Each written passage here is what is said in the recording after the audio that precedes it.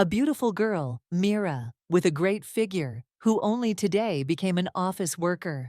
While taking a bath at home, the girl somehow found herself in a world unfamiliar to her. The main character could not understand where she found herself and why she could not touch the edge of the bathtub. So she experienced a feeling of fear at that moment. Realizing that the girl had entered a strange world, she thought only that she might be the only person who had entered another world while taking a bath. Mira was in despair. Tears were streaming from her eyes because the only thing she had left was a towel. But this world was completely different from the modern world in which the girl lived. And in this world, there lived beastmen. And the man who appeared before the main character was a white tiger. The girl was not prepared for such an appearance of a man. She was embarrassed and puzzled because the tiger wanted to become her partner. But the white tiger was not the only one who wanted to make Mira his own. The silver ox also desired the girl. Python was not far behind his rivals, so he also offered himself as a partner. And the unfamiliar man from the temple with wings was glad to see the girl. He also wanted the main character. With so many fans, Mira could not remain calm. Overexcited, the girl lost consciousness. Luckily, there was a hidden system in this world that could help the girl survive. The main character was confused. She was not ready for a new life. But having a system and a reference book, Mira will be able to boldly live in this world. Mira, using the reference book and her knowledge, actively engages in agriculture and infrastructure to open up peace in this world of animals. The main character, an ordinary 20-year-old girl, like everyone else, after a hard day at work, wanted to relax in the bath. But the only thing that distinguished her from the others was that after taking a bath, she found herself in an unfamiliar world. The girl was confused and scared, and she was also frozen because her butt was completely naked in an unfamiliar world. Usually when others enter a new world, they develop unusual abilities. But Mira was unlucky.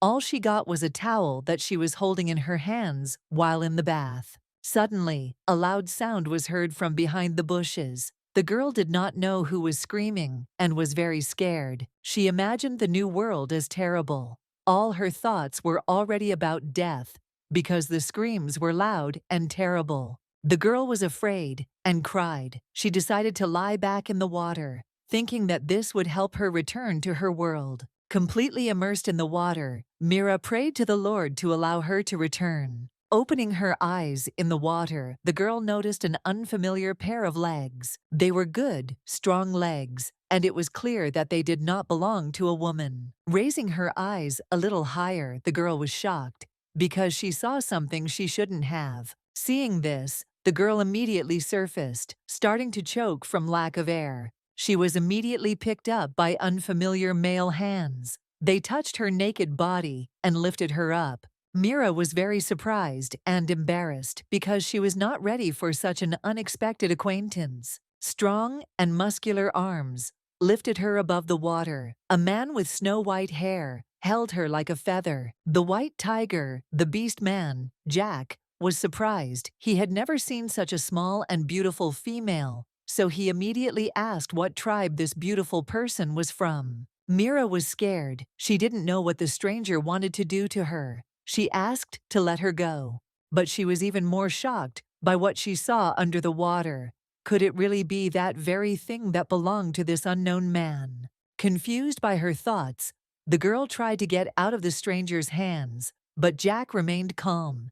He was not going to let go of such a cute female and did not want to harm her. Mira didn't know what to do and how best to act. No one would believe her because she didn't even have any clothes on. Jack tried to calm the little female down. She interested him, so he told her that he would not harm her if she did not run away. The girl calmed down. In the arms of the man, she asked only one thing: that he let her go.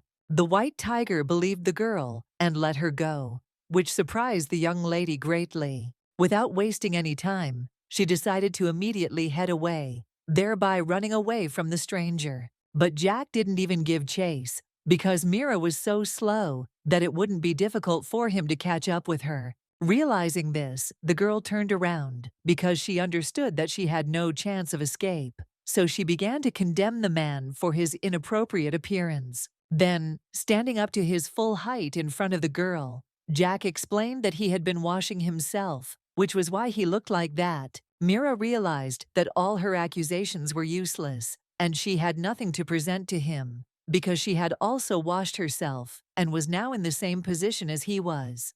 The main character needed to cover her exposed areas with something, so she started looking around for the only thing that had moved with her, a towel. Noticing him, the girl immediately grabbed her towel and began to bless God for such luck. Suddenly, the white tiger turned to the girl. He was wondering where the male was, such a small female. Mira didn't understand what the man was talking about. She didn't yet know that this world was ruled by beastmen. Then Jack explained to the girl that she was a female and he was a male, and they could be partners. The main character was very surprised by such information. She could not imagine that she had ended up in such a world. To prove and show what kind of world the young lady had found herself in, Jack transformed into his true form, a white tiger. The girl fainted immediately from shock. She was not prepared to see such a huge tiger. Jack, in his tiger form, didn't know what to do with the woman and why she was so scared. Having plunged into the water, Mira again began to pray to God for salvation. But at that moment, she heard only a ringing in her ears. This ringing informed the girl that the world data had been successfully loaded and the system had been launched. Mira knew nothing about the system or the world. She had yet to learn all of this. When the girl woke up, she found herself on something soft and unfamiliar, but she felt comfortable lying there. The white tiger immediately noticed that the girl had woken up because it was on him that she had been resting all this time. Mira looked at what she was lying on, her eyes wide. She was stunned, because all this time she thought she was sleeping peacefully in the bed. Jack was worried about the girl, so as soon as she woke up, he asked how she was feeling. The heroine was cold. She was completely naked, and the wind was cold. The girl was freezing. The tiger noticed that the girl was trembling all over, so he immediately stopped and took on human form. Having turned into a human, Jack picked up the girl in his arms, which made the young lady very embarrassed. After this, Jack decided to jump up the tree and leave the girl there. Having let go of the girl, he began to take off the rest of his clothes. Mira was not ready for such a sight and did not understand what was happening. The man left Mira with the cloth he used to cover his body parts and a dagger for protection. After this, he turned into a white tiger again and told the girl to wait for him. Sitting on the tree, Mira watched the tiger. At first, she did not understand what Jack wanted to do. But then she realized that the tiger had gone hunting, and his target was a boar. Hiding in the bushes, the tiger waited for the perfect moment to attack. As soon as it arrived, the tiger immediately attacked its prey, leaving no chance for salvation. He grabbed the boar's neck with his jaws and did not let go. After finishing the hunt, Jack turned into a human and approached the tree where he had left the girl, telling her that she could now safely jump off. There were 4 meters to the ground. The girl understood that she would not be able to jump from the tree so easily without consequences, so she was very afraid.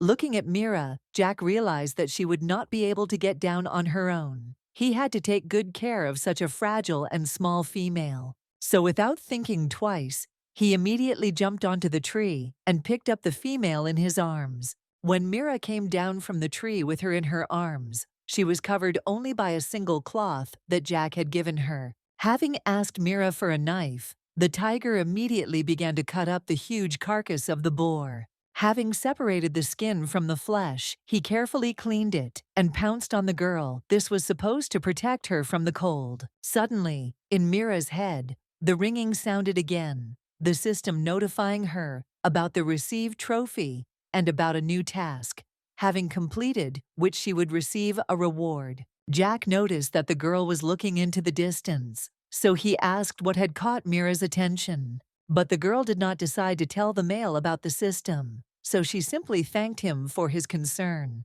Jack really liked the girl's responsiveness and gratitude. He wanted to take care of the female and asked her to be patient a little because as soon as they got to the wolf tribe, he would buy her clothes. Mira didn't understand what Jack was talking about or what kind of wolf tribe this was, so the male immediately explained to the girl that this was the place where wolves lived. The tiger also told her that in this place you can buy clothes and everything you need. The main character was pleasantly surprised because there could have been ordinary people in this city. But Jack knew nothing about ordinary people. He had never heard of such people. The girl was upset by this news because it turns out that there are no ordinary people in this world. The male was not very concerned about the girl's experiences. He wanted to feed the female as soon as possible. Mira didn't want to eat the raw meat of a boar that was killed in front of her eyes, so she immediately refused. Realizing that the girl would not eat raw meat, he immediately went in search of other food. 10 minutes later, the white tiger returned with fresh fruits and berries. Mira did not refuse such food, so she immediately began to eat fresh fruits and berries. Jack was amazed because he thought that Mira was also a beast man, so he could not believe that she only ate fruits and berries. Then he began to think that she was a hare or a deer, but the girl only joked. Mira explained that she does not eat raw meat, so she refused Jack's offer. The tiger was pleasantly surprised that such a weak female could cook. He wanted to feed her properly. There was nothing to cook in this world, so Mira didn't know how to best cook meat. First of all, she needed fire. Jack was a little scared that the little female needed such a dangerous fire. Mira didn't see anything wrong with it. She thought the tiger had never seen it before, so she asked Jack if he knew what it was. Jack knew what fire was, and that its destructive power frightened the orcs, so he agreed to get some fire for the female. The white tiger was already ready to go in search of means for kindling, but Mira stopped him because she knew that they could make fire by rubbing sticks together. The main character sat down on the ground and began to rub the sticks against each other. This lasted about 5 minutes. For about 30 minutes now, she has been trying to make fire, but to no avail. But even after 40 minutes, Mira was unable to get fire in this way, so she got angry and gave up this activity. Jack did not want the little female's hands to be hurt, so he kissed her tender hand and said that he would get her some fire. He hugged her and made it clear that he would get her anything she wanted because she was now his woman. Mira was not very happy with this news. She was not ready to become someone's woman so suddenly. The embarrassed girl pushed the tiger away because she wanted to put up with such impudent words. She couldn't take her eyes off the handsome male who had been convincing her all this time that she had nothing to worry about as long as he was by her side. Taking her hand, he licked the tips of his fingers. The embarrassed girl was shocked and could not move. Her heart beat faster and faster. Mira continued to look at the tiger and think that in front of her was such a powerful beast, but at the same time, so gentle and caring. The main character's parents died when she was still a child, although she was adopted by her uncle, and since then she has never had a home. And then she grew up, lived and worked alone, so she had long since gotten used to a world where no one would protect her.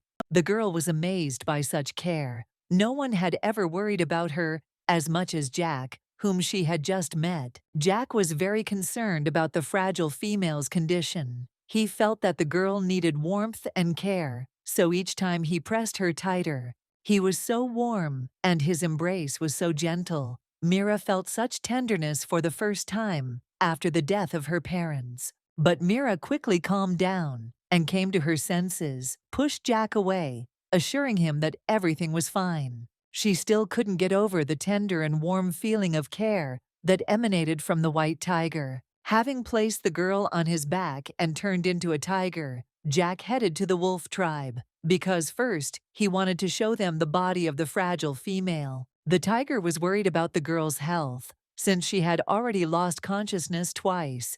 He was sure that she needed to see a doctor. Mira didn't know how to convince the tiger that she was okay, because she couldn't say that she was fainting from fear. Jack continued to assure the fragile female that she was not in danger with him. She was his woman. The girl was not delighted by such loud statements. She was not yet ready to accept the fact that she was someone's. At that moment, Mira suddenly remembered the mission and the task of the system, upon completion of which she would receive a reward. So she asked Jack for 2 animal skins. Jack immediately agreed, and having lowered the girl to the ground, went hunting. An hour later, he brought the female 5 whole skins. Turning into a human, Jack decided to help remove the bloodstains from the skins, but Mira was not prepared for such a sudden transformation into a human. Looking at Jack, the girl noticed a wound on his arm. The tiger did not worry about such a minor wound, but Mira couldn't look calmly at the white tiger's wound, so she went up to Jack and thanked him for the hunt. Jack calmed the female down and continued to say that she was his woman, and she didn't need to thank him for the hunt. The heroine found this amusing. The large white tiger in human form looked more like a cat that liked to rub and cuddle. Having finished caressing, Jack went to separate the skin from the boar's body and remove the blood stains so that there would be no smell left. Suddenly, when Jack left, Mira received a system notification, which informed the girl about the completion of the mission. The voice in the heroine's head spoke to her. Now she can get a beginner's kit. Having received the set, she immediately opened it, and some kind of bag appeared in her hands. Opening the bag, Mira found sticks in it. She did not understand what they were for and considered them a useless object, but as soon as she took them in her hands, they began to burn. Then the girl realized that this was the source of the fire. She also received an encyclopedia about ancient animals and plants. At this point, Jack had already finished working on the skins and returned to Mira. Mira didn't want to show her trophies, so she hid them right away. Jack noticed that his little female had a little secret, but he didn't say anything. He was sure that they had plenty of time, and he would slowly and surely unravel all her secrets. After some time, they finally came to the wolf tribe. Every 10 days, the wolf tribe holds a fair where nearby beastmen come to exchange their goods for more useful things. Looking at everything that was happening, Mira was amazed by the beastmen, because compared to her, they were simply gigantic in stature. Suddenly, someone grabbed her by the hood of her cape and lifted her up. The girl was frightened and very surprised by such strength. Jack was the one who suddenly picked up Mira. Women in this world were considered precious, and people like her could easily get into trouble. Suddenly, Mira heard loud screams. Turning around, she noticed how one female was rejecting a male, and he was tearfully begging her for forgiveness. The main character couldn't believe her eyes. All the males were circling around one female. Then Jack explained that women are precious and that dozens of male wolves surround the females. Their status is so high that they are allowed not to even work. But Mira was scared by all this, because among such a large number of men, there were probably perverts. Jack calmed the girl down and asked her not to worry. He wanted to show her to the doctor to make sure that his woman was healthy. From the wolf tribe, one young wolf turned his attention to Jack. He knew him as a loner, so he was surprised to see a stranger in his arms. Arriving at the doctor, Jack immediately asked him to examine his partner. Mira looked at the old man without taking her eyes off him. For her, he looked like Santa Claus. The old man was shocked by Jack's behavior. He immediately rushed to the girl to question her, but the white tiger did not allow his woman to be harmed. He stood up to protect her and covered her with his large body. The doctor was outraged by the tiger's behavior. He did not want to harm the young girl, he just wanted to question her. The old man was upset. He felt sorry for his clan and the young wolves, because Jack did not want to share his woman with anyone. Mira sat quietly and calmly watched the old man's strange behavior. Having finished the examination, the doctor gave his conclusion. The body of the little female was healthy, but the bones were too weak, so he took berries from his bag.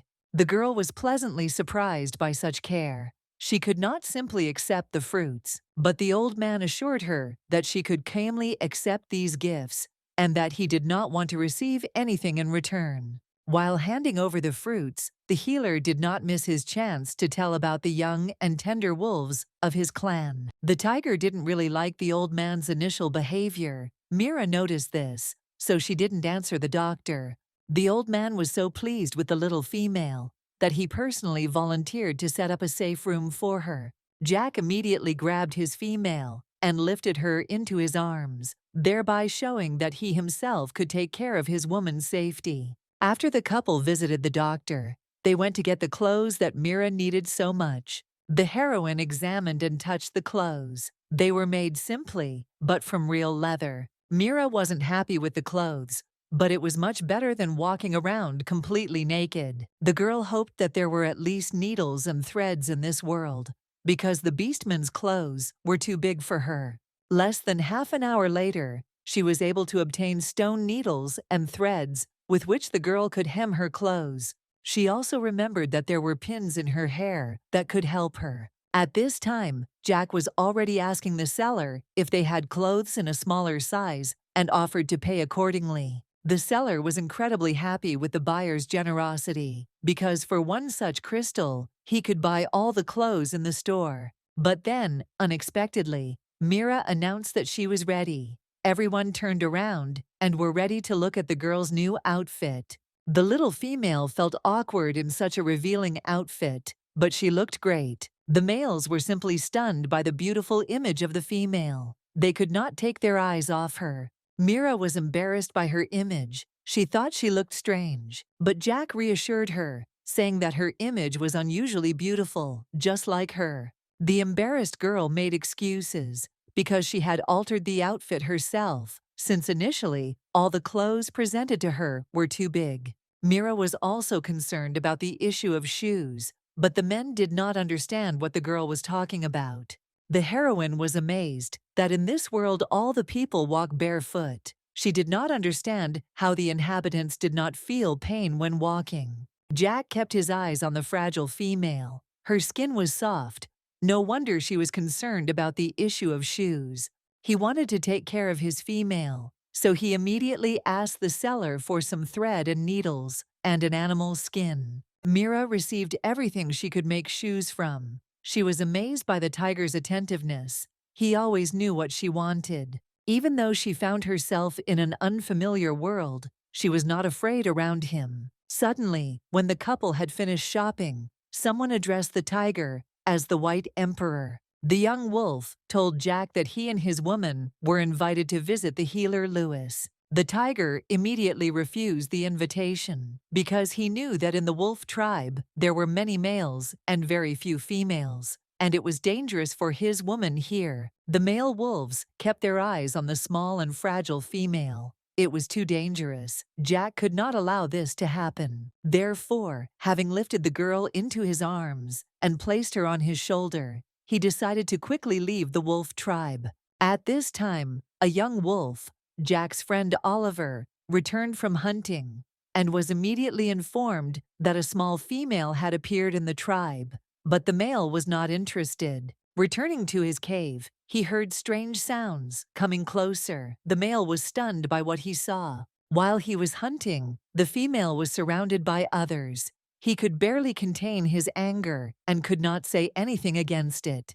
The female was lying on a bed and was being pleasured by a small group of males. Oliver hated the rotten body of the female that passed from hand to hand every time he went hunting. But most of all, he hated the fact that it was his mother. Throwing the game he had just caught on the floor, he rushed away. Oliver hated all women because he believed that they were all the same, lazy and greedy. At this time, Jack and Mira had already left the wolf tribe and decided to stop in a cave nearby. The tiger was going to hunt, so to make it more comfortable for his female to sit, he brought soft grass. He asked Mira to be obedient and stay in the cave, waiting for his return. The big tiger left, and now Mira could calmly experiment with the items she received for completing the task. She managed to get a fire, and since there was some meat left, she decided to cook it. While cooking, the girl began to read the encyclopedia, which contained a lot of information about the conditions of this world. In this world, spiritual beasts are descended from ordinary beastmen. They are very strong. And females, on the contrary, are weak, but very rare. So each of them has several partners. Mira was not very happy with this information. She understood that in this world, women practice polyandry. Even in the book, the girl learned what the fruits that the doctor gave her were used for. After closing the book, Mira felt an unpleasant smell. She still did not understand where it came from, so she followed the unpleasant aroma. Having found the source of the unpleasant smell, she realized that all her food was burnt. Jack was already returning to the cave and noticed something burning in it. He was worried because his woman was still inside. Returning to the cave, the tiger found his female doing something strange. She was covered in soot. So worried, Jack, in a loud voice, told the little female to go away because there was a fire in the cave. Mira tried to calm the male down and explained that she had lit the fire herself to cook food. Jack couldn't keep calm. He knew that fire was very dangerous and would burn everything to the ground. Realizing that the tiger would not calm down so easily, Mira immediately decided to let Jack try her cooking. Chewing the cooked meat, the tiger could not believe that food could be so tasty. Mira bragged about her cooking. She had worked hard, and now she would feed the male some fried meat. Jack quickly ate all the supplies and immediately began to fry a new batch of meat, no longer fearing the fire. He believed that it was too dangerous for Mira to cook on her own, since she could get burned, so he decided to take on not only the hunting, but also the cooking. Jack gave the fragile female the most tender and delicious meat. Mira happily ate the prepared food. Mira had eaten so much that she couldn't even move. Now she just wanted to rest. Having transformed into a white tiger, Jack immediately lay down next to the girl so that she could rest on him. The heroine was incredibly happy because the white tiger's fur reminded her of a large warm blanket. Lying on the tiger, Mira noticed a small wound and began to worry. She wanted to bandage the wound to stop the bleeding. But Jack refused the girl's care because she was important to him, not his condition. Mira did not listen to the white tiger because for her, he was already family. So she gave him the fruits and bandaged the wound. Jack was pleasantly surprised by these words. He didn't know before that females could be like this. Out of joy and care, the white tiger licked the girl as a sign of gratitude. Night fell, and the heroes went to bed. Mira slept soundly on the white tiger, clinging to him. Suddenly, the girl woke up from the pain. She felt how it became warmer between her legs. Throwing the skin aside, she noticed that her period had begun. The girl was in despair. She didn't know what to do because in her world, everything was different. The noise woke up the white tiger. He sensed something was wrong and wanted to help the fragile female. But the embarrassed Mira only separated from him, because on such days, women are very sensitive. Jack was worried, so he turned into a human, approached the heroine, and began to wonder what was happening to her. Mira couldn't stand this. Now she wanted to be alone, because she was embarrassed by what was happening. The tiger couldn't sit idly by, because he could smell the blood coming from the girl's crotch. An embarrassed Mira explained that bleeding was normal and nothing to worry about. The white tiger could not calm down, because bleeding was a great danger for him. He knew nothing about critical days. He remembered his past and was worried that the girl might simply die from blood loss. So he immediately grabbed her and lifted her in his arms, wanting to get her to the doctor as quickly as possible. The girl was in a panic. She didn't know how to explain to the tiger that she was okay and that similar things happen to females. At this time, the wounded Oliver was at the doctor's and was bandaging his wounds. The doctor complained that the young wolf was so often wounded while hunting that all the old man's supplies were quickly running out. The old man scolded the wolf because he spent all his energy on hunting and did not care about himself at all. He advised him to find a woman already. The confused wolf did not want to listen to the old man because he considered all women the same and hated them. The doctor understood that the young man hated women because of his father's death. He tried to explain to him that not everyone is like his mother, but the young wolf did not even listen to the doctor. The very thought of his mother already irritated him. So he ended the dialogue and immediately headed toward the door to leave the old man. The doctor didn't like the wolf's impudent behavior and called him a scoundrel. because the old man had not yet finished the treatment. The old man was upset with Oliver because he was the leader of the clan and was not at all interested in reproduction. At this time, Jack, holding Mira in his arms, approached the doctor. He was worried about his female. Mira tried all the way to explain to Jack that she was okay, but it was all in vain. There was no stopping him. The white tiger was worried about the condition of his woman and asked the doctor for help. The girl continued to convince everyone around her that she was fine, but no one believed her. Even the doctor did not know about such an interesting fact about women, so he wanted to examine Mira. In order to find out the cause of the bleeding, the doctor began to question the girl and inquire what clan she was from. Mira didn't know what to answer, so she simply said that she was human. The old man had never heard of such a clan. He only knew about monkeys, but not about people. Then Mira began to explain that the monkeys were her ancestors and that their clan came from them. The doctor did not know what was the best thing to do, so he suggested that the girl stay in his house so that he could observe her condition for a few days. Jack was not against it, so he immediately agreed. To ease the girl's suffering, the old man offered Mira red berries, which toned the blood. The heroine did not refuse the medicine and took it, thanking the doctor. The old man was pleasantly surprised by the female's behavior. She had a gentle character and was not so arrogant, not at all like other females. The healer looked at the girl without looking away. It was clear that he liked her, and he wanted to introduce her to the leader of the wolf tribe, Oliver. But Jack was hostile and could allow his woman to be taken by someone else. The next day, Mira began to make underwear for herself, since there were enough skins. As soon as she started sewing, every time she pierced the skin with a needle, she pricked herself and cried. Jack couldn't calmly watch his woman suffer. He wanted to help. So, taking the needle and skin from Mira's hands, he began to sew underwear for her. It seemed that the white tiger could do everything.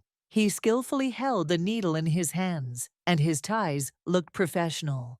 Having finished his work, the tiger offered his female to try on the underwear he had made. Mira liked the tiger's work. The panties turned out beautiful, and she couldn't wait to try them on. Having tried on the new panties, Mira was pleased. The added inserts of soft fabric were enough. Now she was sure that she could live a full life and not worry about critical days. Jack was embarrassed. He liked the image of his woman so much that he could not say a word. While Mira was spinning around, showing off her new outfit, Jack noticed the girl's beautiful butt. The girl was embarrassed by the tiger's intense gaze, so she immediately covered herself and stepped aside. The heroes quickly calmed down, taking the remaining leather in their hands. Jack suggested making shoes from it. His female's feet were tender. He wanted to take care of her, so he asked permission to measure her foot size. Mira allowed Jack to measure her foot size. When he touched her feet, she experienced unusual sensations. The white tiger, kneeling, was closely examining the girl's small foot and estimating how much leather would be needed for the shoes. From such a thorough examination, the girl's leg began to go numb. She already wanted it all to end as soon as possible. After finishing his inspection, Jack immediately went to make shoes for his woman. Mira's shoes were beautiful. They looked stylish and comfortable. The girl was amazed by such a work of art. The shoes were not only well made, but also thought out. Mira immediately tried on her new shoes and showed them off to Jack. The white tiger could not take his eyes off the fragile female. She was beautiful in everything and looked wonderful. The girl liked the shoes so much that she suggested that Jack make the same ones. But Jack refused the offer because it would be inconvenient during the transformation. But Mira didn't mind imagining a big white tiger in boots. At this time, Oliver was collecting medicinal herbs for the old man. Entering the doctor's house, he noticed someone sneaking around and trying to find something. Mira was simply looking for the ingredients she needed, since the doctor allowed her to stay in the house for a couple of days. Oliver didn't know about this and mistook the young female for a thief, so he immediately grabbed her hand. The wolf could not calm down. Anger filled him. He believed that the rules apply to everyone, and women should not be allowed to do everything. Mira tried to explain to the unfamiliar wolf that she had not stolen anything, but was simply looking for her red berries. But the young wolf did not want to trust the shameless female, whom he considered a thief. The girl did not know what to do in such a situation. The beast in front of her was very strong, so she decided to threaten him, and if he did not let her go, she would start screaming. Oliver knew that when a female screamed, her countless males would surely come to her aid. The heroine was outraged by the wolf's behavior. He continued to convince the girl that she was a thief and that even her males would not help her, since the leader of the tribe was standing in front of her. To make the wolf let the girl go, she came up with a cunning plan, with the help of which she was able to distract Oliver's attention. As soon as the tribal leader was distracted, the girl immediately attacked him in the lower jaw. The young wolf was stunned by the behavior of the fragile female. He believed that no woman could touch him. Then Mira decided to demonstrate all her skills to the leader and show that she had combat skills. Oliver was furious. The female's behavior irritated him. He wanted to kill her. Mira saw all the anger in the male's eyes. She immediately became scared, so she decided not to provoke the wolf further. The frightened girl decided that she could escape from the wolf that was about to tear her to pieces. But the leader could not allow this, and immediately grabbed the young lady by the hair, thereby preventing her from escaping. Touching the girl's hair, Oliver was surprised. He had never touched such soft and smooth hair. The young wolf could not contain his feelings. The girl in front of him was so magical and beautiful. He immediately hugged her and felt the sweet aroma. She was not like other females.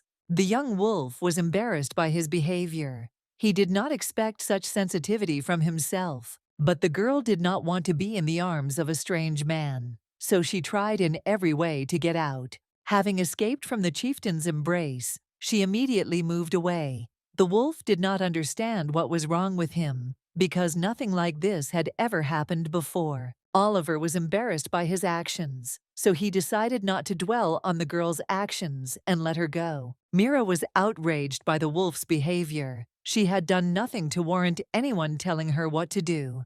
Taking the clay pot in her hands, the girl continued to insist that she was right and also threatened the wolf.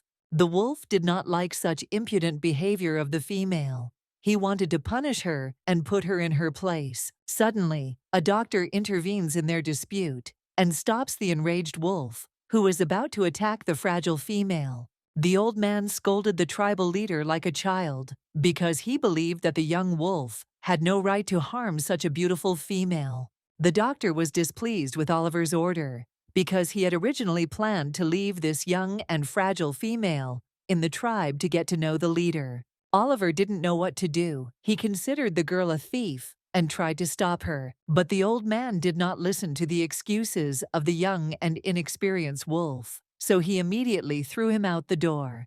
The doctor apologized to the girl. He did not want the young female to leave the tribe because of a stupid leader. The old man continued to justify Oliver's actions and talked about how their leader was strong and talented. Mira wasn't angry at the tribe's leader. She just didn't like the fact that she was being falsely accused of theft. The doctor couldn't stop admiring her. He liked the fragile female, who was still so merciful and kind. But the old man was disappointed. His plan could never be realized now, because Oliver had ruined everything. The medicine man couldn't leave things as they were, so he continued to praise the chief. But Mira no longer listened to the old man, because Jack had returned. As soon as she noticed the white tiger, the girl immediately rushed into his arms. Jack brought Mira's things. The girl thanked the tiger, but most of all she was worried about why he was gone for so long. The tiger explained that he was late because he was cleaning the skins, as his woman liked to collect them. The girl was shocked by this news. She felt like a monster because she couldn't say that she needed them for the mission. So Mira decided to tell Jack that there were enough skins and she didn't need any more. Jack looked at the little female and realized that she really did hold a lot of secrets. And the white tiger also collected a bouquet of roses for his fragile woman. He didn't know if she would like them, but he did it for her anyway. The girl happily accepted the flowers. She was so happy that her joy knew no bounds. The old man who was watching this whole beautiful picture was in despair because his Oliver was not even close to the White Emperor. After everything, the heroes decided to go outside to take a walk and breathe some fresh air. Mira was happy. She was having fun and exploring new territories like a child, and Jack was looking after her. From the bushes, a young leader watched the couple. He was interested in the fragile female. He was amazed that a girl could be so sweet and beautiful. Oliver felt guilty because he had wrongly accused Mira of stealing, and also thought that she now hated him. The young wolf collected red berries for her, but did not know whether the girl would accept them from him. Therefore, squeezing the bag of berries, he threw it right in front of the girl. The heroine was frightened by such a sudden fall of the bag. Mira didn't know what was inside, so Jack took the bag in his hands and decided to see what was inside for himself. Inside, he found a large number of red berries and assumed that perhaps they were for Mira. The heroine was surprised. She didn't expect to receive something like this from someone. Jack offered Mira to eat these berries, but she refused, as she had already eaten enough medicine, and decided that it would be better to offer them to the healer. The white tiger did not argue with the girl, and agreed to give the berries to the old man. When they went to the doctor's house, the tiger asked an indecent question that made Mira embarrassed. The girl claimed that it takes her 5 days to leave the blood, and now it's only the second day, so it's too early to ask such indecent questions. Returning to the doctor's house, the couple immediately gave the old man a bag of medicinal berries. Mira explained that when they went out for a walk, someone threw this bag at her feet. The old man immediately realized that the gift was for a girl, so he immediately decided to give the berries to Mira. Mira did not object, and the old man went about his business. At this time, the young leader sat on the mountain and guarded his territory. The doctor immediately understood who the berries were from, so he immediately headed towards the young leader. Sitting in the bushes, he continued to pester the young wolf because he kept talking about how he hated women. Oliver was embarrassed. He did not want to admit that it was he who picked and gave the girl the berries, but the doctor could not be fooled because the smell of the young leader remained on the bag and berries. The wolf realized that he would not be able to avoid answering, so he began to justify himself and convince the doctor that he had collected the berries for him while he was hunting. Then the old man decided that since they were for him after all, he would take them from the girl, but the young wolf stopped him. The doctor had no intention of stopping and continued to confuse the leader with his bold statements. But the wolf claimed that this gift was an apology for the mistake he had made. After these words, the embarrassed Oliver ran away from the old man, which the doctor was not particularly happy about. But still, the old man believed that he had a chance to bring these two together, so he did not lose hope and continued to think out a plan. After 5 days, Mira was finally free from the heavy burden of all women and felt great. Now they were ready to leave the wolf clan, which the girl was very happy about. But the old man cared so much about his leader that he tried with all his might to keep the young female in the tribe. Therefore, the doctor decided to remind the White Emperor that winter was approaching. Jack knew that winter was still about 2 months away, so it was too early to stop with the tribe. The doctor continued to claim that the White Emperor was wrong, because the climate had changed and winter would come earlier. The stars said so, and the stars cannot be wrong. The white tiger was suspicious of the old man and could not trust him completely. The bell rang again in Mira's head, notifying her of new system tasks. All the heroine's thoughts were about winter. She believed the doctor's words and was worried that the winter would really be cold. Jack also thought about the old man's words, because he himself could cope with the cold winter, but he couldn't with a small female. The doctor suggested that the couple stay with the tribe. There was enough food and a place to spend the night. The white tiger was grateful to the doctor for the offer, because it would be much safer for the little female to spend the winter with the tribe. Mira waited for Jack to announce his decision. At that moment, she looked only at him.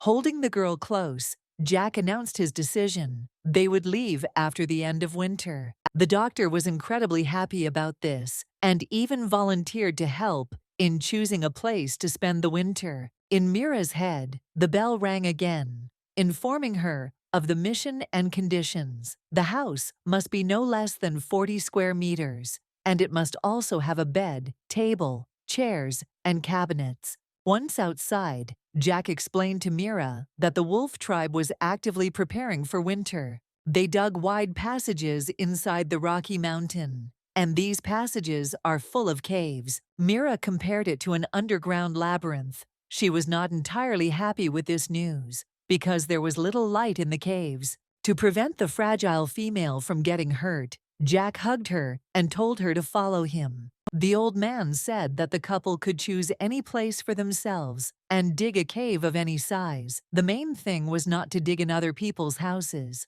Jack immediately turned into a large white tiger to dig a cave. In his tiger form, he began to tear down the walls and build a home for his mate. Having finished, he suggested that Mira look around to see if a cave of this size would suit her. Mira was pleased with the work done. She also suggested making 2 bedrooms. One would be the master bedroom, and the second would be a bedroom and kitchen. After some time, Jack finished digging the cave, so Mira was already sitting quietly inside and arranging a new home. She only regretted one thing, that there was no sewerage system here, because then she could have made a toilet. The edges of the walls were so smooth. Jack had polished them well. Standing right in front of the big tiger, Mira was pleased with her new house, only the furniture was missing. The girl suggested making the furniture out of wood. Jack immediately agreed and suggested going into the forest. Having gone into the forest, the heroes collected and processed wood to make furniture from it. Having finished processing the wood, they headed to their home. But when they approached the house, they were very surprised. While they were gone, another cave formed nearby, and now the heroes have neighbors. Mira was shocked to see her new neighbor, but Oliver didn't see anything strange about it. Mira returned to the house and was already polishing the furniture. She was outraged by the new neighbor. The young wolf was impudent and self-confident and claimed that he had the right to dig a cave wherever he wanted, which irritated the girl greatly. To distract his female from her heavy thoughts, Jack attracted her attention and asked her to evaluate the new bed that he had built himself.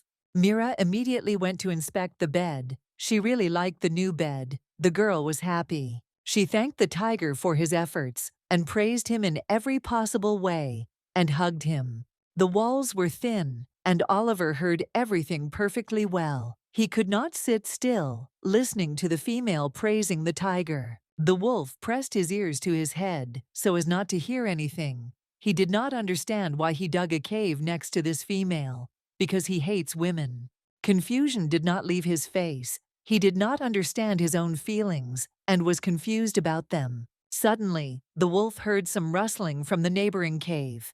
He became interested, so he decided to spy on his neighbors. Mira and Jack headed into the forest together to get a new batch of boards. Oliver didn't want to just watch, so he immediately followed them. Jack immediately got hold of the necessary materials for the house and informed his female about it. Mira was pleased with the material. She couldn't be happier, because the home improvement was nearing completion. The couple was so happy, they hugged each other all the time and didn't leave each other's side. All this time, the young leader watched the couple with envy. He liked the female, but he could not admit it. He thought his ears and claws were good too, so he didn't understand why the little female didn't ask him for help.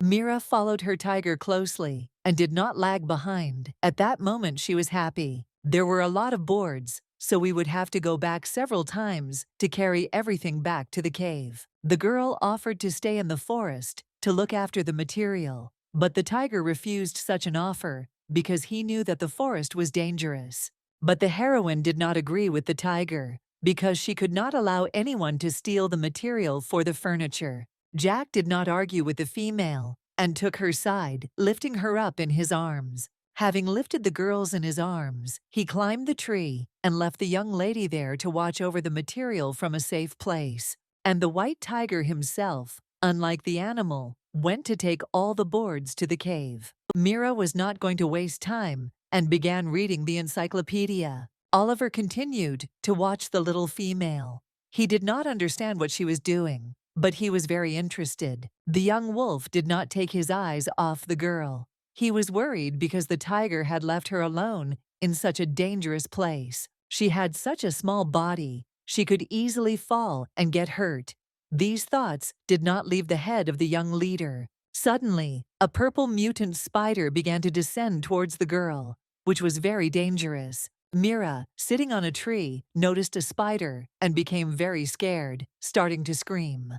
Out of fear, she jerked and lost her balance, thereby starting to fall from the tree. The young wolf was nearby and watching Mira, so as soon as he noticed that the girl was falling, he immediately rushed to help and caught the young lady. Mira was unhappy that she had again encountered the wolf who had falsely accused her in the healer's hut. Oliver held Mira's fragile body and did not want to let go, but the girl resisted. She did not want to stay in the wolf's arms. The wolf really liked the smell of the female. He could not restrain himself and began to sniff her. The heroine escaped from the clutches of the tribal leader and immediately moved away. She considered him strange. Oliver looked only at the fragile female and suddenly noticed that the purple spider wanted to attack her again. As soon as the male noticed that the female was in danger, he immediately rushed to protect her. The leader of the wolf tribe saved the girl and ordered her to hide, but the girl did not want to listen to him.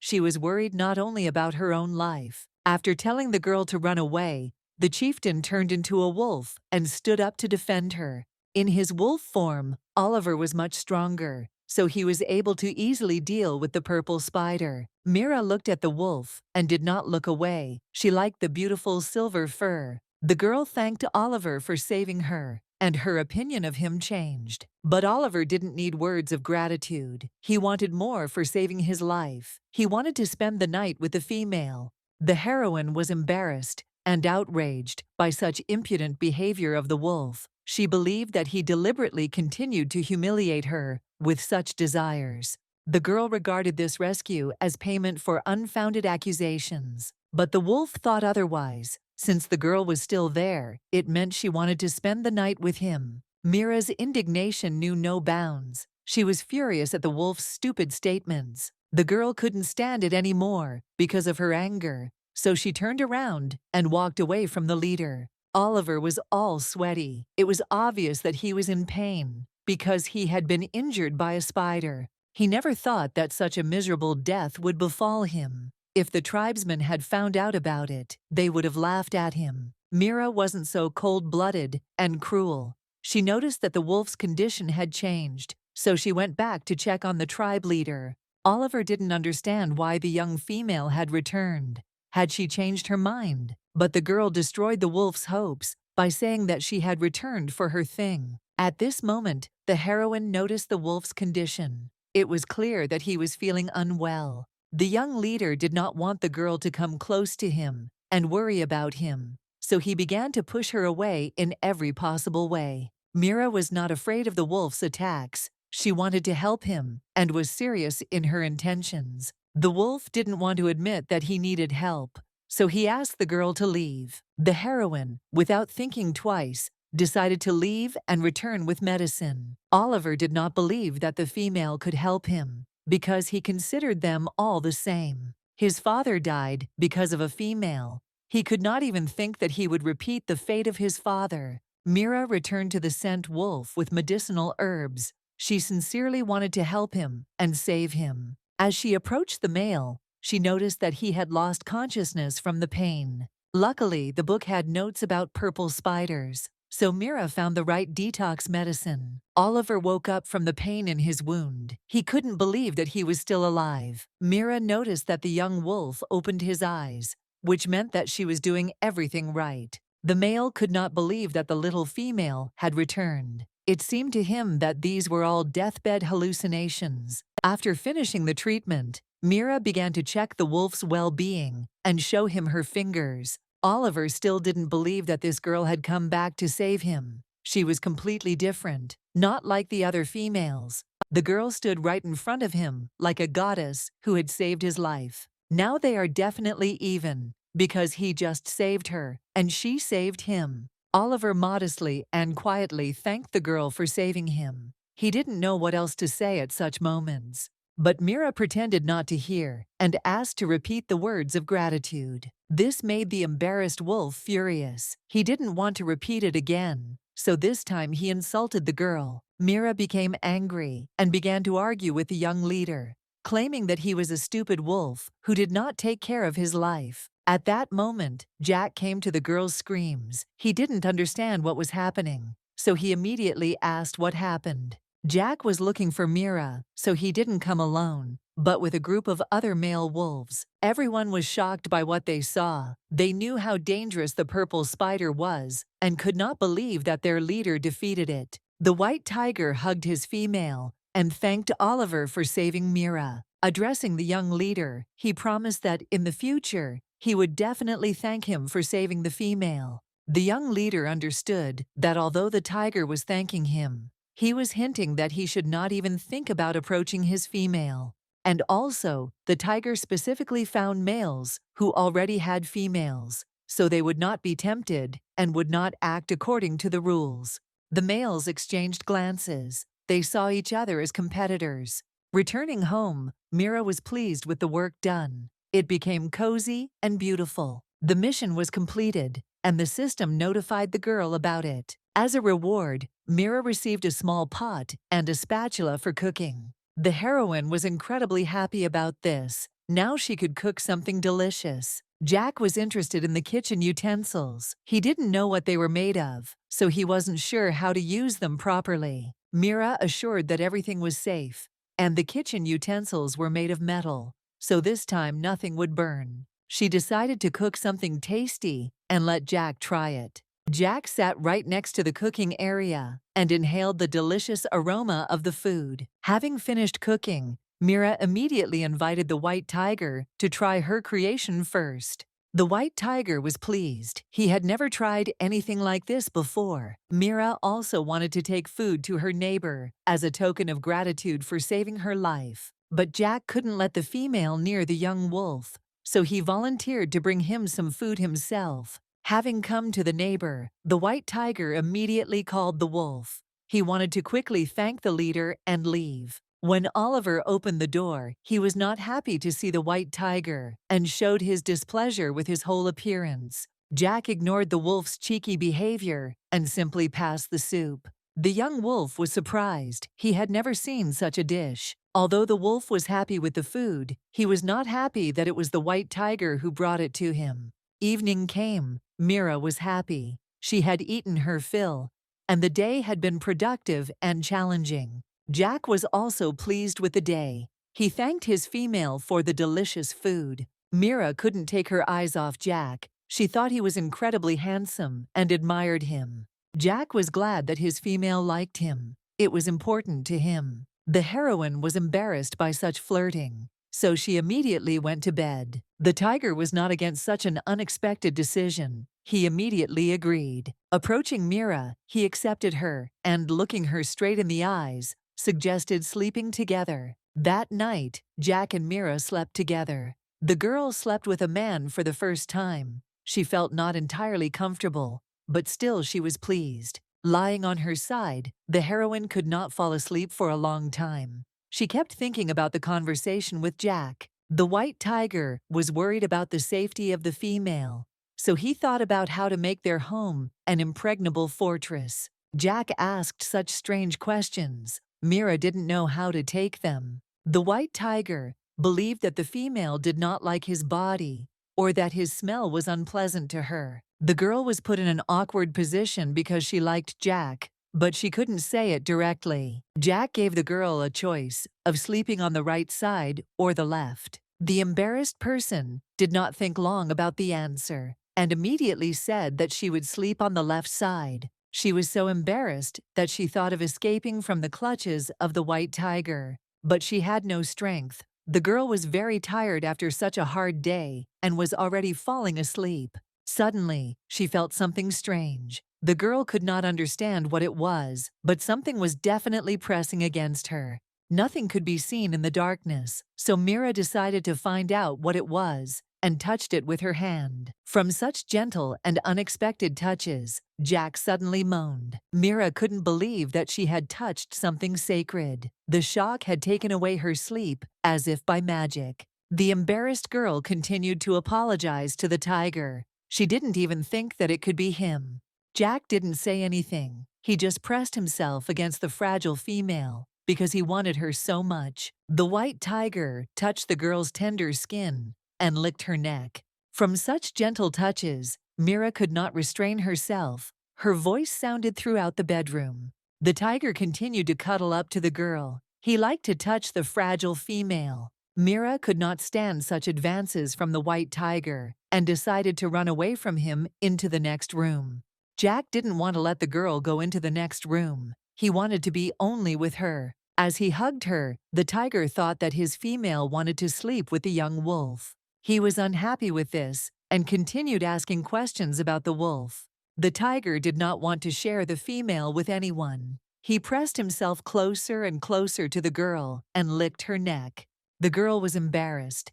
She could not stand such gentle touches of the tiger. Her voice was bursting out. At that moment, Jack thought only about his little female. She attracted him so much that he went crazy. Mira tried to go into another room and said that she was not attracted to the young wolf. The White Emperor did not want to believe the female's words, as he did not understand why she wanted to save the leader of the wolf tribe. The girl continued to assure the tiger that she did not like Oliver and asked him to stop behaving like that. Jack didn't understand what Mira meant. He wanted to please her and give her pleasure. He lowered his hand lower, but this only made the girl more afraid, and tears came to her eyes. It seemed that Jack had a firm grip on Mira and did not want to let her go just like that. She could not help but think about indecent things, and it all scared her. At this time, their neighbor, a young wolf, heard everything. He could not stand such indecent sounds. Because of his sensitive ears, he heard everything as well, as if he were in the same room with them. Suddenly, the young wolf heard the tiger ask about him. He was very surprised that the white tiger decided to ask such a question to a female. Also, the wolf heard Mira say that she didn't like Oliver. The chief of the tribe was broken. He liked the fragile female, although he did not want to admit it. He felt pain in his chest and could do nothing about his feelings. Lost in thought, he continued to sit alone in his cave. Morning came, and Mira opened her eyes. Waking up, she immediately began to remember the night. Her body felt so invigorated, and her skin was changed. She felt the care that the white tiger surrounded her with. Continuing to remember the previous night, the girl could not help but feel embarrassed, because everything was so frank. Jack noticed that his little female had woken up. He immediately inquired about her condition and asked if she was hungry. The soup was already warmed up. He brought the plate straight to her bed, continuing to look after her. Mira was embarrassed. She liked the tiger's care, but she couldn't help but remember the previous night. The white tiger told Mira that he would soon go hunting. So as not to leave the female alone, he asked Vanessa from the wolf tribe to keep her company. Mira was very surprised that Jack decided to leave her alone with a strange wolf. The girl wanted to go hunting with the white tiger. She did not want to be left alone with a wolf she did not know. The white tiger explained to the little female that hunting was too dangerous a place for her. He also said that soon, together with other males from the wolf tribe, they would go deep into the forest to hunt for about 10 days to better prepare for the cold and stock up on food. Mira didn't expect Jack to go to such a dangerous place. She was very worried about him. Jack assured the little female that she shouldn't worry about him and that he would be fine.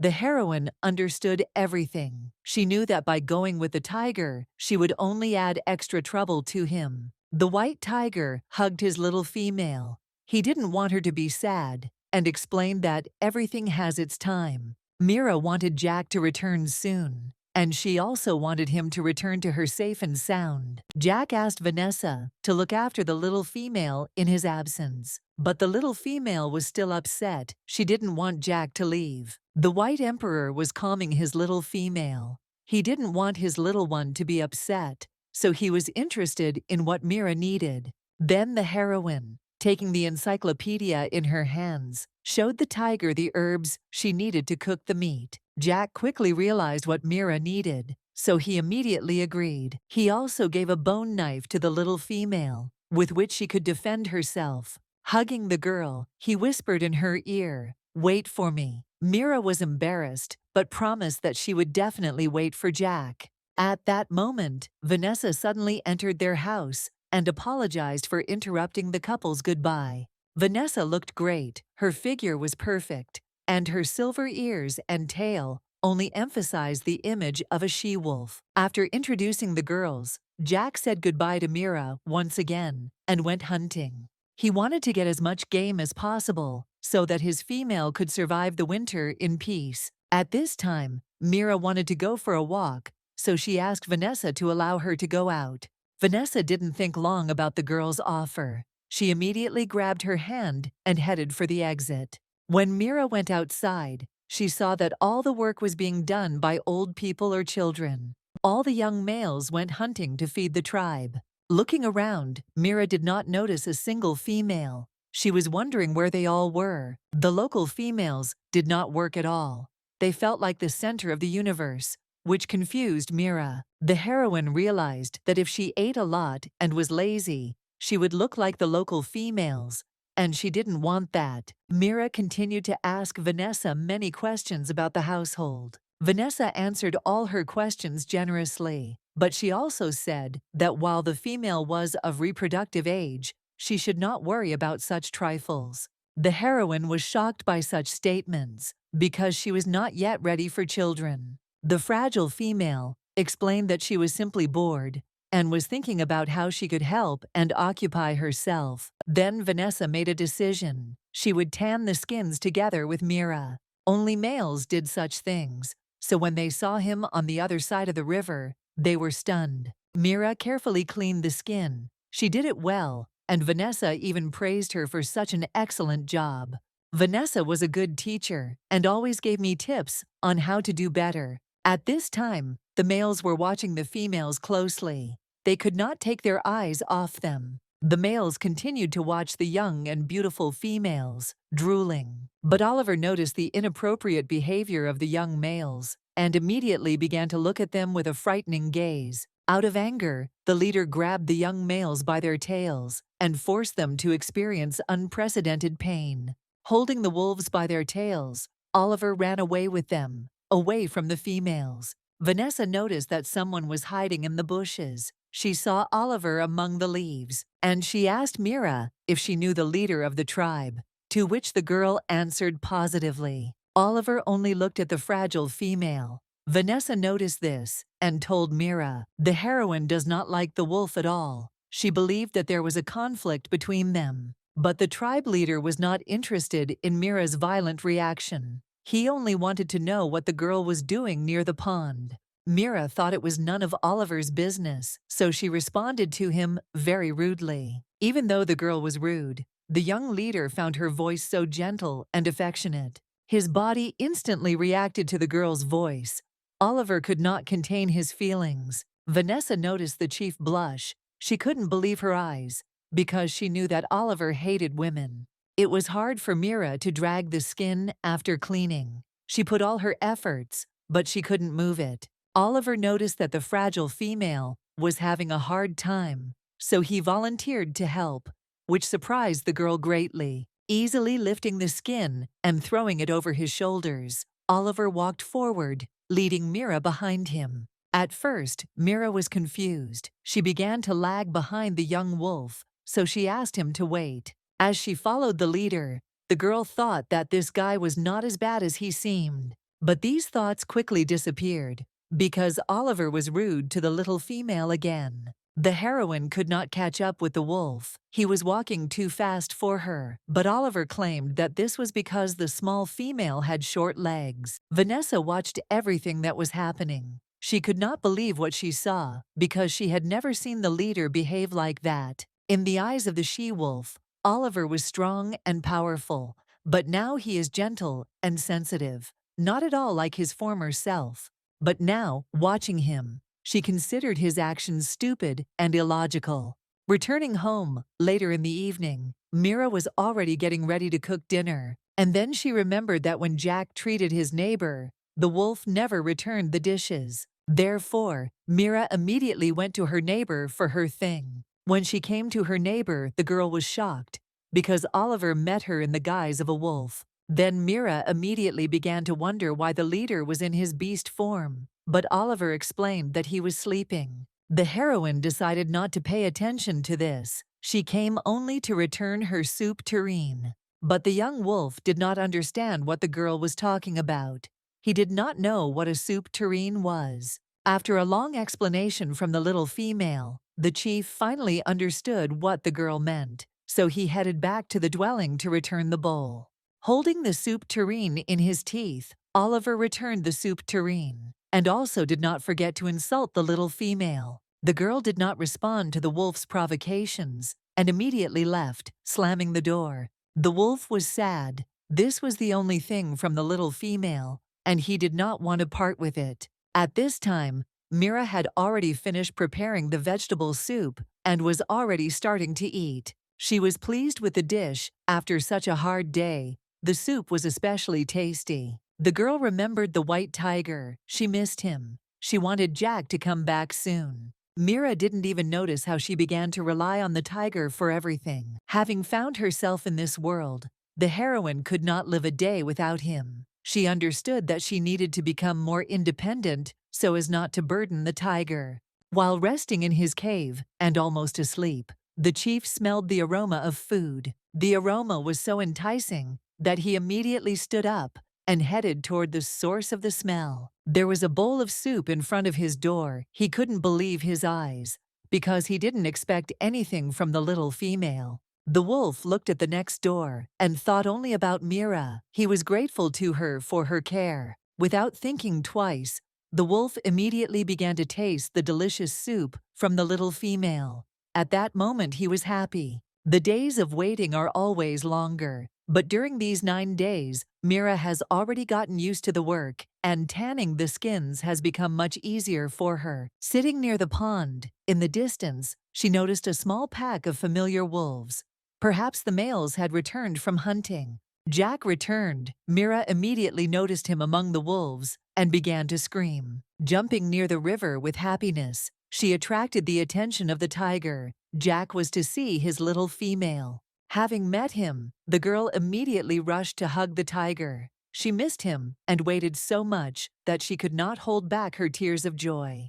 Jack also brought Mira all the herbs she needed to make her cooking even more delicious. While sorting out the ingredients, the girl happily explained what was needed for what and what flavor it gave. She decided not to delay sorting out the herbs and immediately took up the kitchen utensils to prepare something tasty. The girl cooked for the white tiger with care and love, adding the herbs she had collected to the dish. The tiger smelled a wonderful aroma. Drooling was already running down his mouth. He wanted to taste the dish already. Having finished cooking, Mira poured the soup into bowls and invited Jack to the table. While serving the soup, the girl told about how she lived all these 10 days without the tiger. As a token of gratitude for his help, Mira asked Jack to treat the neighbor and bring the soup bowl. But Oliver got ahead of the White Emperor and came to their house without an invitation. The young chief did not expect to see Jack in the female's house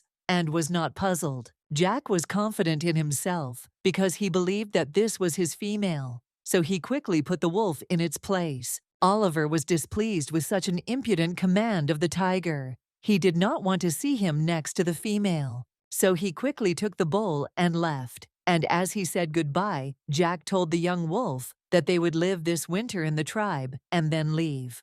He also warned the wolf not to dare to flirt with his female. Oliver believed that he could do whatever he wanted, so he didn't even listen to the tiger. At this time, Mira was sitting at the table and waiting for Jack to return. Suddenly, the system rang in her head again, notifying her about the launch of the second mission. The second mission was to collect enough food before winter came. The girl was confused. She did not understand how much food she needed to collect for the system to count the mission.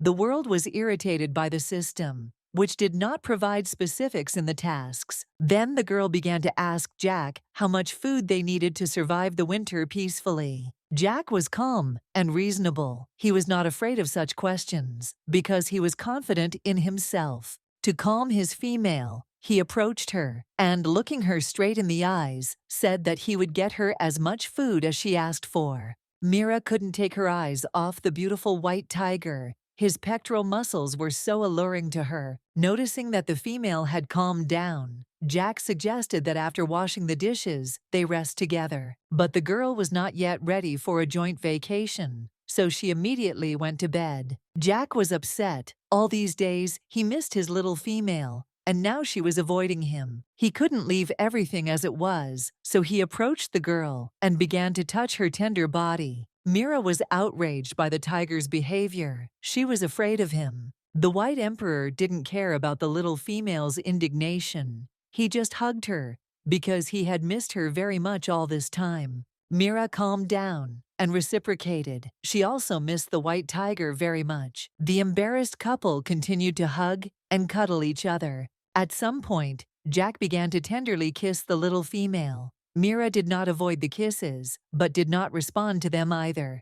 The young chief heard everything and could not contain his anger because he believed that the tiger was doing this on purpose to anger him. A new day has arrived. Jack is getting ready to go hunting again and says goodbye to Mira. The embarrassed girl saw her male off on a long journey and wished him luck on the hunt. At that moment, they met a neighbor who looked like he hadn't had enough sleep. Mira realized that the young leader had heard everything, and the realization made her blush even more. The girl blamed the tiger for the fact that the neighbor heard everything. She could not contain her anger and continued to blame Jack. Then the tiger decided that Mira would tolerate his advances next time and would not scream so loudly. The little female was embarrassed by such words, but could not say anything against it. While the girl was thinking about the answer, Jack turned into a tiger and ran off to hunt. Over the next few days, Jack hunted a lot and brought back more and more game. Everyone was amazed at the amount of game he had caught. Vanessa envied Mira because the tiger killed more than her entire family, and the she-wolf had 5 males. The heroine was shocked by this news. She didn't know that Vanessa had as many as 5 males. The she-wolf continued to boast about her males because they were the best, but Jack was the best in the wolf tribe. But Mira did not consider herself a partner of the white tiger, which greatly surprised the she-wolf. Vanessa knew that Mira slept in the same bed with a tiger and did not understand why the girl did not consider him her partner. Mira was confused. She didn't know how to explain her relationship with the white tiger, despite the fact that they slept and ate together, and she even allowed him to behave inappropriately. The girl still did not dare to take the final step. Then Mira decided to tell Vanessa that she and Jack were just family, but the she-wolf believed that a partner was also family. So she insisted that Mira and the tiger were partners after all. The heroine continued to justify herself and deny the wolf's words because she was not ready to look for a partner in such a world. Vanessa liked Jack so much that she was ready to accept him as a 6th partner, so the she-wolf continued to sort out the couple's relationship. But Mira could not calmly refuse the white tiger. The embarrassed girl claimed that Jack could not become someone's partner. Vanessa did not accept such an answer from the girl because if she did not like the tiger, she could give it to another female. Then Mira couldn't stand it any longer and said that she liked the White Emperor and she couldn't give him to anyone. Vanessa realized that Mira did like the tiger, and she became more and more interested in their relationship. At that moment, the heroine noticed a familiar silhouette. She did not expect Jack to return from hunting so soon. Mira was worried that the white tiger could hear her conversation with Vanessa. Thoughts about this did not leave her. The realization that Jack could hear everything that was said made Mira blush. The white tiger said nothing. He just picked up his little female and thanked the she-wolf for looking after Mira. As a token of gratitude, Jack collected a small bag of fragrant berries while hunting and gave them to the she-wolf. Vanessa was happy with this gift, so she accepted it immediately. Having taken the gift, the she-wolf said goodbye to the couple and decided to leave them alone because they had a serious conversation ahead. Mira, sitting in Jack's arms, did not know what to say. She was embarrassed by her unexpected confession. In this state, the girl only asked why the tiger returned so early. But Jack explained that he returned so early because he was very bored. And fortunately, he heard the little female's confession. Mira pretended not to understand what words Jack was talking about and tried to change the subject. The white tiger continued to insist on his own. He was glad to know that the little female liked him. The embarrassed girl denied everything and said that Jack had misunderstood her. But the White Emperor heard everything, so it was useless to deny the words he had heard. To make sure once again of what he had heard, Jack directly asked Mira if she liked him. Mira was embarrassed. She couldn't answer directly, but she understood that Jack was waiting for her answer. So she decided to answer neutrally and said only that she did not feel any hostility towards the tiger. But the White Emperor was not satisfied with this answer. He wanted to understand whether the female liked him or not.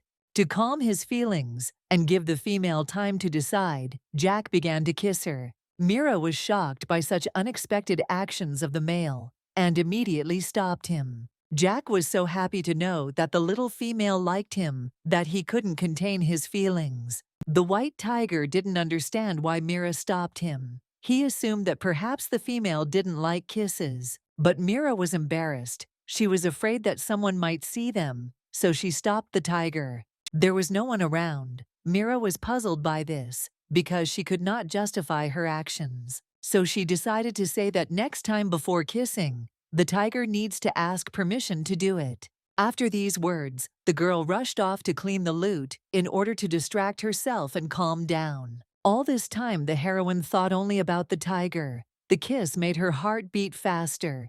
She could not understand her feelings. Mira couldn't come to terms with her feelings because she only had to think about how to survive in this world. Returning home, the heroine began to prepare food for the winter. She carefully dried and sorted everything. Half a month of preparation, and the supplies were ready. The system's ringing sounded in her head again, notifying her that the task had been completed, and now she could receive a reward. Suddenly, the heroine found sanitary pads in her hands, and that was her reward. The girl was incredibly happy, because this is exactly what she was missing in this world.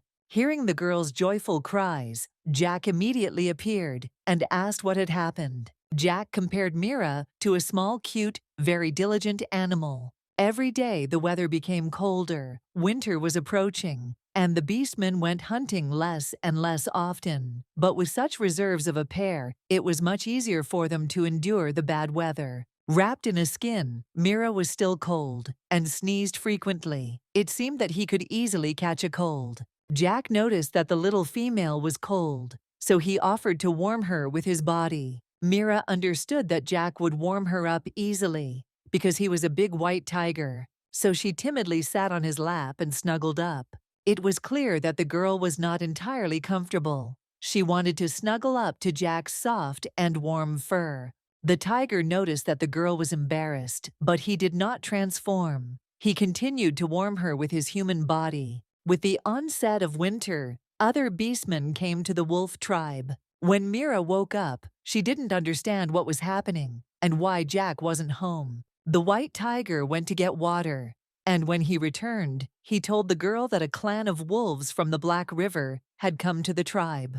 While washing herself, the heroine asked the tiger about the wolves from the Black River, since she did not know what kind of clan they were. Jack told the girl about different tribes and clans and stroked her silky and soft hair. The world was interested in why the wolves from the Black River came to the tribe. Then the tiger explained that the leader of the Black Wolf clan was Oliver's brother and that they were originally only supposed to meet It all looked strange and made Jack think, but the male decided not to torment himself with empty thoughts and offered to eat. At the dinner table, the tiger continued to tell Mira about the news and also informed her that her leather bag was ready. Mira was happy with her new bag. She was already thinking about how best to use it and what to put in it. Suddenly, during the meal, strangers burst into their house and began to drive the couple out. The males said that their female liked this house, so they decided to drive out the owners of the house and take it for themselves. Mira was very scared. The beastmen looked aggressive. She assumed they were from the Black River clan. Jack came to Mira's defense, standing in front of her, thereby covering her with his body. But the red fox told them to get out, because their female had taken a fancy to this place, and they, on the contrary, should be proud of it. Jack didn't give up telling them to get out. Only Mira could make him surrender unconditionally. The fox was angry. How dare he refuse them? In their opinion, he was an impudent fellow. But Jack, without saying anything, responded to the blow by grabbing his hand and twisting it back. The fox jumped back, screaming that his arm felt broken, sitting on the ground in pain. He was very angry with them, repeating that they should get out of his house as soon as possible. The guys were angry at him and what he did, saying that he would pay dearly for it. Having picked up the wounded guy, they hurried to the exit of Jack and his female's cave. Turning around, he told her not to go out because there would soon be chaos in the wolf tribe. This means that the wolves from the Black River did not come here to visit. Robbery is their main goal. But what can they do next time? Returning, they walked through the caves. They called the female. Lying on the hay, she turned her head, asking what they needed. She ordered them to find a room next to Oliver. And what did they do? They said that the guy not only refused to give up the room, but also hit them. Evil Rachel did not understand how this male dared to refuse her and not give her what she wanted. After all, she is the most beautiful female in the Black River tribe. Everyone respects and loves her. No one has ever dared to reject her. Putting on her cloak, she said that she would see for herself who the male was who dared to reject her. Taking their subordinates, they reached the door of Jack and Mira's room. Rachel ordered the guy to knock down this wooden door because it was in her way. Mira was quietly unpacking her things when she suddenly heard the sound of a door breaking. Having knocked down the door, they looked inside and saw a small female there. Rachel was looking at her carefully. The agitated Mira did not understand why they were breaking into someone else's house without asking them to leave. This female was beautiful. Her skin was snow white. Her hair was so silky, and her waist was so thin. One of the servants looked at her and said how white she was. How could she be more beautiful than Rachel? This was unforgivable. Pointing her finger, she asked where this wild female came from. Hearing this, Mira did not understand what she was talking about and why it was wild. As the Wolf Clan elder's partner, she ordered them to leave the house, as the Wolf tribe did not welcome this. She is on a rocky mountain, and even if she is the partner of the Black River elder, she should not care about the mountain. But who said that she was the partner of the river elder? Rachel claimed that she was the mistress of this place. Hearing her statement, she didn't understand since when Oliver had a partner. Jack appeared from behind, saying that he didn't care whose partner she was. The girl turned around sharply. This is his home, and the worlds must leave immediately because they are not welcome here. Mira ran up to him. He finally returned, and just in time, because they were broken into again. She whispered that this lady claims to be Oliver's partner. Does he know anything about this? Jack replied that he doesn't know. It is today that she is in love with him, and he must become her partner, because that is how it should be. It seemed like it was just a fantasy. She decided to ask how Oliver, who hated females, could take someone as a partner. What a wild female! What is she saying? It would be a great honor for Oliver. He says he should be very grateful. Turning around, they saw him in the doorway. She stood up, showing off in front of him. No man could resist her. This female is the same as the others. Selfish, greedy, ruthless. She thinks the whole world will spin at her feet. Oliver is the strongest of the Rocky Mountain clan. and is destined to become her 30th partner. His gaze changed. No one could resist her charm. Stroking him, she thought so. By seducing him, she knew that he came to help her drive them out. He could take care of the family. Looking at all this shame, Mira could not stand it and closed her eyes so as not to see it. Oliver clearly didn't like her words about him already being appropriated, and he got angry and pushed her away. He warned her that if she touched him again, he would rip her arms off. The partners looked at all this and could not imagine that there were males who could allow themselves to hit a female. As expected, Oliver is the most wonderful wolf in the world, Mira thought with a sigh. Rachel was furious. How dare he do this to her? Whether he was a male or not, whether he is a male or not, will be decided by his partner. But she must leave. He felt sick just from looking at her. With tears in her eyes, she said that no one dares to talk to her like that. He will regret it. In tears, she ran out of the house. The servants ran after her with a cloak in their hands. Turning to them, he asked them why they didn't know at all how to fight back. He arrived before she could fight back. After all, he was her target. Oliver heard what happened at her house and immediately rushed to her. She still didn't understand it. In his own defense, he lied and said that he was passing by and heard the noise from them. Mira clearly didn't believe him, but lied and said that she thought so, just a coincidence. Oliver realized that it was sarcasm and started yelling at her, telling her how stupid she was. Apparently he was offended and left, but how can he just leave so calmly? And that's it. Jack replied that he didn't know. Mira never understood his true intentions. He decided to fix the door, the girl agreed, because it's not very easy to live with a hole. Even though the door was fixed, it was useless against the beastmen. It would be nice if the system gave her an iron door next time. She has already gotten used to living in this world and has not been looking for a way to return home for a long time. And if she stays here, she will face something similar more than once, or something worse. Jack approached her and told her not to worry. If they came back again, he would not give them a break. He worries about her. It's so sweet. As long as he's here, she won't be afraid of anything. Rachel was crying in her room. Her partners were running back and forth so that she wouldn't cry. They brought her meat, but she didn't like anything. She kicked him with her foot, telling him to go away. They just watched as she was being abused and didn't even do anything. But this is Oliver, and they are only Black River wolves. They need to stay there to survive the winter, because only rock wolves have a cave where they can warm up.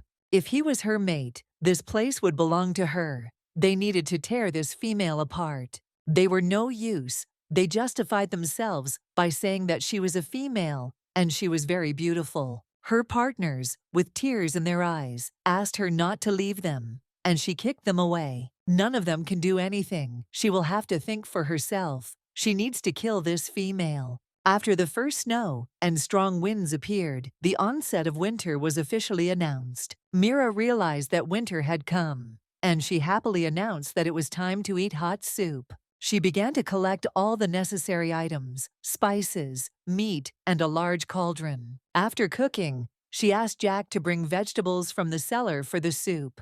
He immediately agreed. There is too much soup for both of them. Vanessa lives far away, and it is very dangerous to go outside. Looking out the door, she decided to call Oliver, because he lives very close. But when she went out, she saw him in the company of people. Apparently, he was very busy. One of the guys saw her, thinking how charming a girl she was. Oliver noticed his gaze, telling him not to bother his head with her because they were busy. Already angry, he repeated, adding that he should not be angry if he was rude to him. The guy started to get angry, grinning at him, and the man next to him warned him that they were on a rocky mountain. In order not to cause problems, he began to move towards the exit, away from him. Bowing, he thanked him for listening, saying that they were leaving. Where is she going? Didn't Jack warn her not to go out? She made soup. It would be great for them all to eat together. She wanted to ask him if he would eat with them. The little female invited him to eat together. He became very embarrassed. But what is soup? This is the first time he has heard of it. And can he eat it at all? Well, if he wants it the way he wants, and also doubted her soup. How is that even possible? He shouted that he wanted to eat soup with her. How cool is it that Mira wants to eat soup with him? She told him to come in, but suddenly, for some reason, he became wary while looking there. Mira said that it was called soup. The water was bubbling in the cauldron. Vegetables and meat were floating. Oliver saw the fire and started asking her to leave because it was dangerous there. She asked him not to worry because she did it. She called him saying that he was not dangerous and that with the help of fire, one could prepare aromatic food. Jack returned from the cellar carrying vegetables for the female, calling her closer to him. He announced that the meat was ready, and they could begin their meal by sitting down near the fire. This tiger is not afraid of fire at all. He probably shows off in front of the female on purpose, and then he doesn't need to be afraid. Sitting down next to me, he looked at the soup, saying that there was nothing special about it. It smells so delicious. This meat is probably 1,000 times tastier than usual.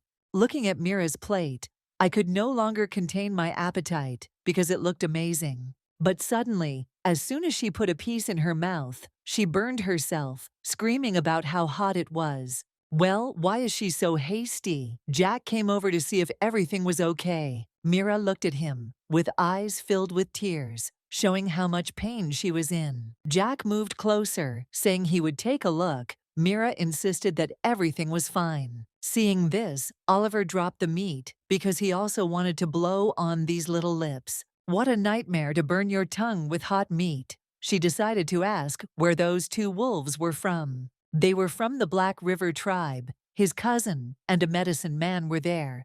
They came to talk to him about one matter. In the end, Rachel became too pushy, and he became very angry when he saw her. Mira asked what their business was, or if he couldn't talk about it. Oliver said that it was nothing bad for her. Sitting, Jack listened to them, but Oliver decided to bring something to show. He handed Mira a bamboo pipe. She didn't understand what it was. He asked to open it. There was water inside that they wanted to sell. After sniffing the contents of the flask, she realized that there was alcohol in it. This stuff warms the blood well, but you can't drink a lot of it.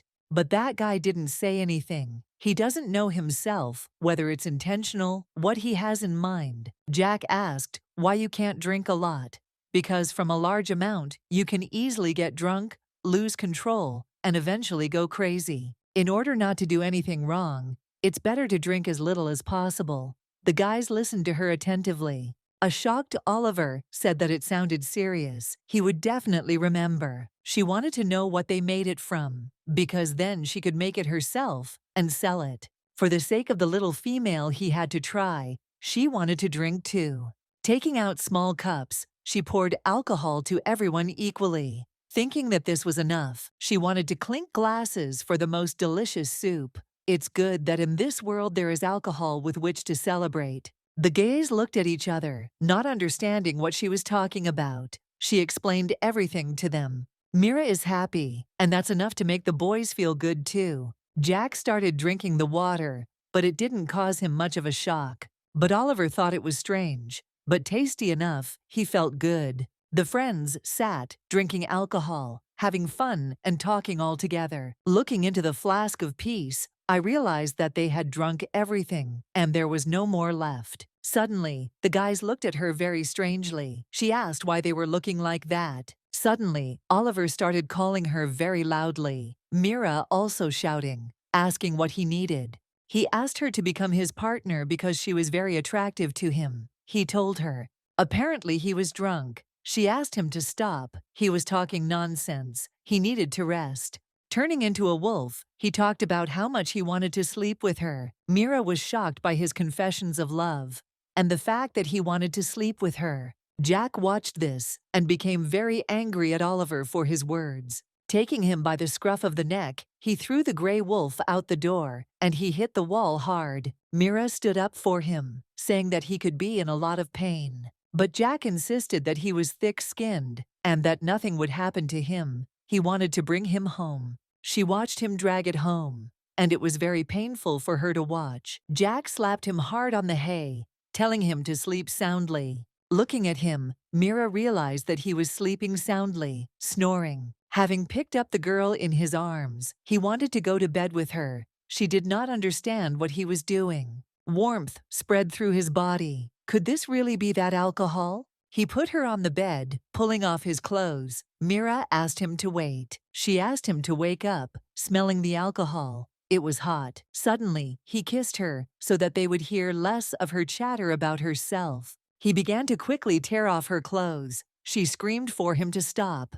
Exhaling hot breath that burned her, he spoke about how beautiful she looked. In confirmation, she said how beautiful his eyes were, lying underneath him. Blue as the stars in the night sky, he couldn't help but feel her looking at him like that. Lying there, she didn't understand why he couldn't help but look at her. He couldn't help but eat her right then and there. Looking at his actions, she thought that he was not serious. It was a joke. She screamed, asking him to stop.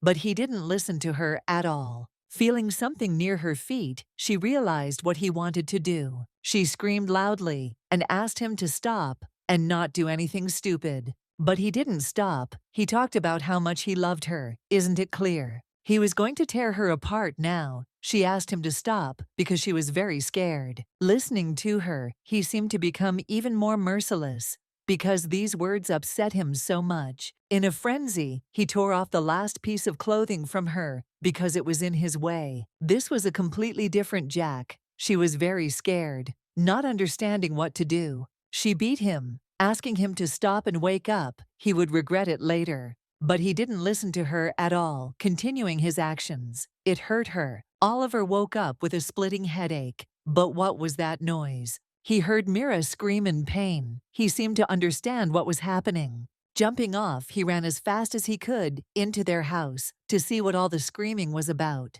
He kicked the door down with all his might, and seeing what was happening there, he became very angry. Maddened, he turned into a gray wolf and quickly ran to Mira's aid. Running up, he shouted for him to let her go immediately, pulling him away from the girl. Jack was thrown back and came to his senses without understanding what was happening here. Oliver saw a naked girl. She was lying in blood, covering her body. Looking at him with tears, she spoke about how much pain she was in, asking him to take her away. Taking her in his arms, he told her not to be afraid. He would take her to the healer. As he approached, Jack asked what he had done, but Oliver yelled at him, telling him not to come any closer. She suffered greatly from him. He will take her to the doctor, and Jack needs to come to his senses. He watched Oliver run away, with a girl lying in his arms. Sitting on the bed, he reproached himself for this, not understanding why he did it. The doctor made himself a mask, because recently the wind had been so cold that his skin had begun to peel. Suddenly, Oliver bursts into his house, knocking down the door, calling him to come to him. Is he crazy? Why is he breaking into his house in the middle of the night? Carrying the girl, he said that she was very ill, asking him to examine her immediately. He carefully laid the girl on the bed, showing what had happened to her. Seeing this, he swung at Oliver, saying that he was an idiot, but he shouted that it wasn't him who did it.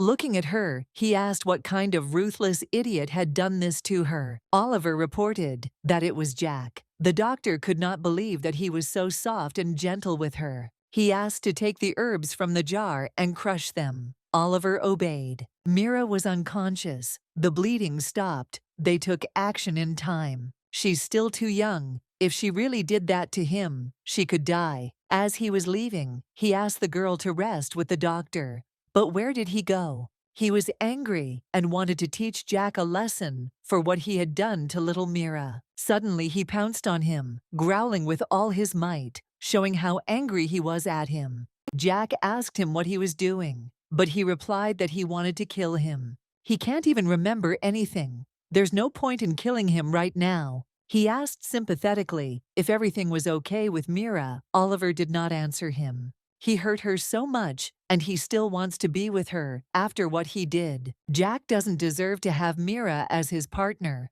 Oliver said. These words tore his heart into tiny pieces with a crash, which shattered into pieces. What did he do? Isn't he really worthy of being with Mira? A day later, Mira came to her senses and felt severe pain. Suddenly, she remembered that evening. and what Jack had done to her then. As she stood up, she was shaking violently with fear, because yesterday she had almost been raped.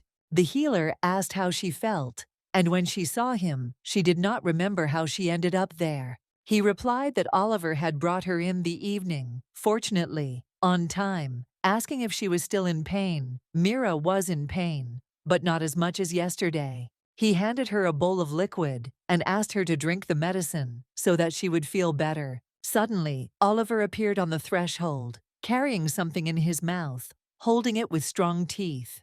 Coming up, he looked at her sweetly, saying that she was completely undressed, and brought her clothes. As she picked up the clothes, she remembered that Jack had made them for her, and tears came to her eyes. Oliver, seeing her crying, asked what was wrong with her and if she was still in pain. She was fine. She just drank some bitter medicine. Mira hoped that they would live as a family. Jack did such a terrible thing yesterday. How could she face him now? Seeing how sad she was, Oliver approached her, looking at her with his sweet eyes, asking to come to her. She hugged him, saying thank you. He cares for her so much and comforts her. The healer went outside for herbs. He saw Jack and decided to ask what he was doing there. In a quiet voice, worried about little Mira, he asked if everything was okay with her. He replied that she had just gotten up and should not be disturbed. As if she was frightened again, the wound might open up.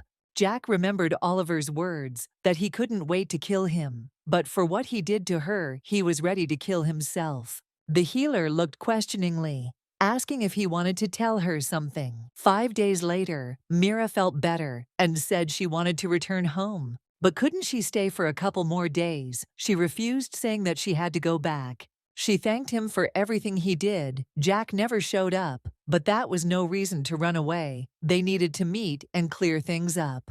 Quietly opening the door of the house, she said that she was back, looking inside. Fresh blankets, and the cellar still filled, but no trace of Jack. There were mixed feelings in her head. She was upset that no one was there nearby. She decided to wait for the guy to return, heating up her soup on the fire. She would like to become his partner and spend the rest of her life peacefully with him. If she can't talk, maybe she can persuade him to become her partner. As for her illness, maybe they can become brother and sister to each other, like family. No, it's too selfish. She's so worried about what to do with it. Jack never returned, and it was already dark. Mira began to worry about him. Suddenly, Oliver came out from behind the curtain, asking how she was feeling. She was fine, and asked if he knew where Jack had gone. He could not hear about him. He could not hear this nasty name. He answered that he did not know where he was. She went outside. Oliver shouted and asked where she was going. Mira answered that she was going to the healer.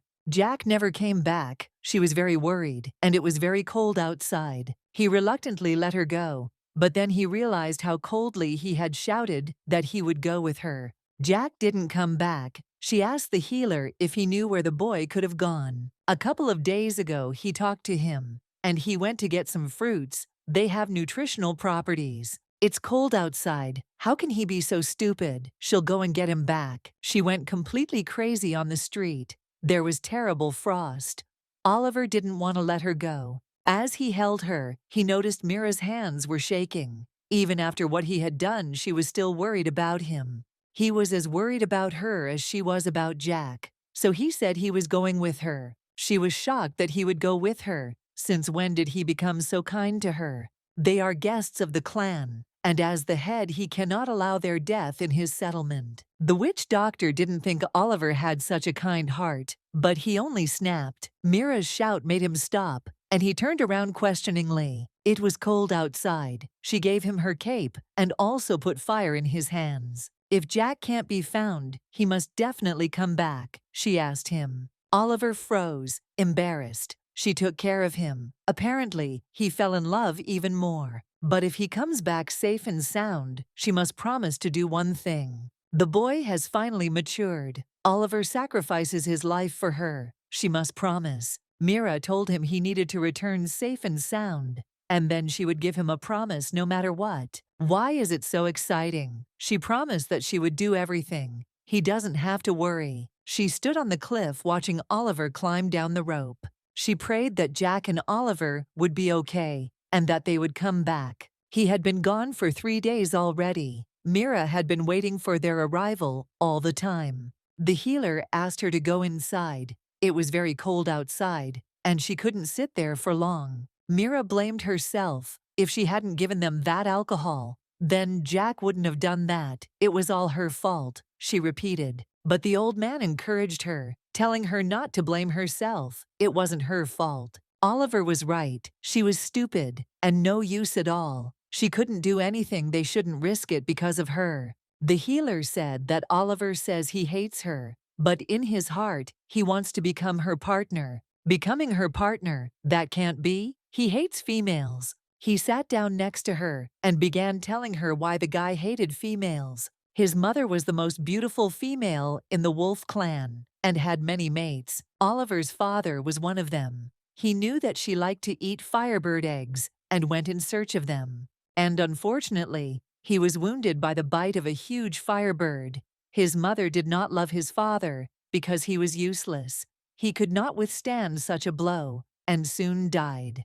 But why did her father lose all hope after he was abandoned? She asked. Each beastman can only have one female for the rest of his life. Males abandoned by females suffer in agony from the negative reaction of a disagreeable contract. In their world, getting married and breaking up means nothing. But if a male is abandoned by a female, it is tantamount to death. The most bitter thing is that after death, his corpse returned to the state of a silver-white wolf, which is a precious rare species. After he died, he lay on the ground, and the female who abandoned him wanted to rip his fur off. When Oliver learned of his mother's intentions to have others strip his father of his fur, he tried to stop it. He drove them away, shouted and growled at everyone, all the while staying close to his father.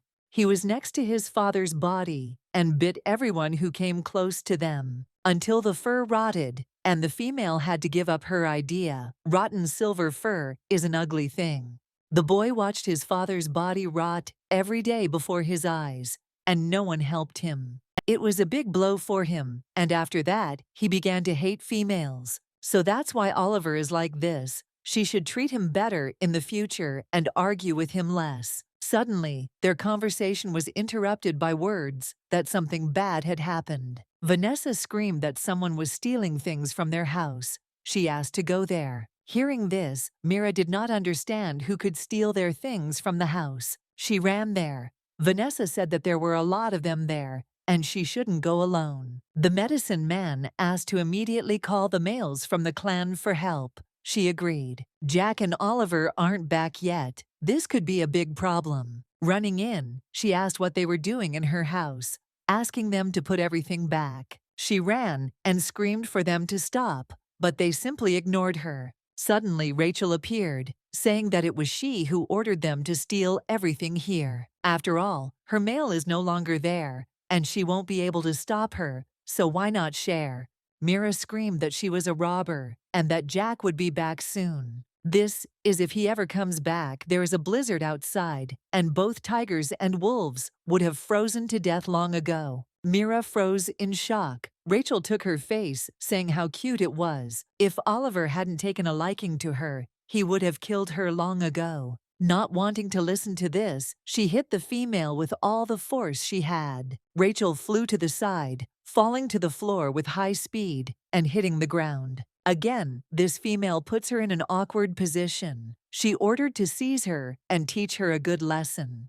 The males looked at each other, not understanding how they could raise their hands against a female. After all, she is a female, and she is so beautiful and sweet that they cannot raise a hand to her. Her males are in doubt. It can't be, because she is the most beautiful. She couldn't leave the female unpunished. Angry at her males, she ordered Mark to take this female away. He approached her, asking her to come with him, and he would take good care of her. She doesn't need his care. She won't go with him.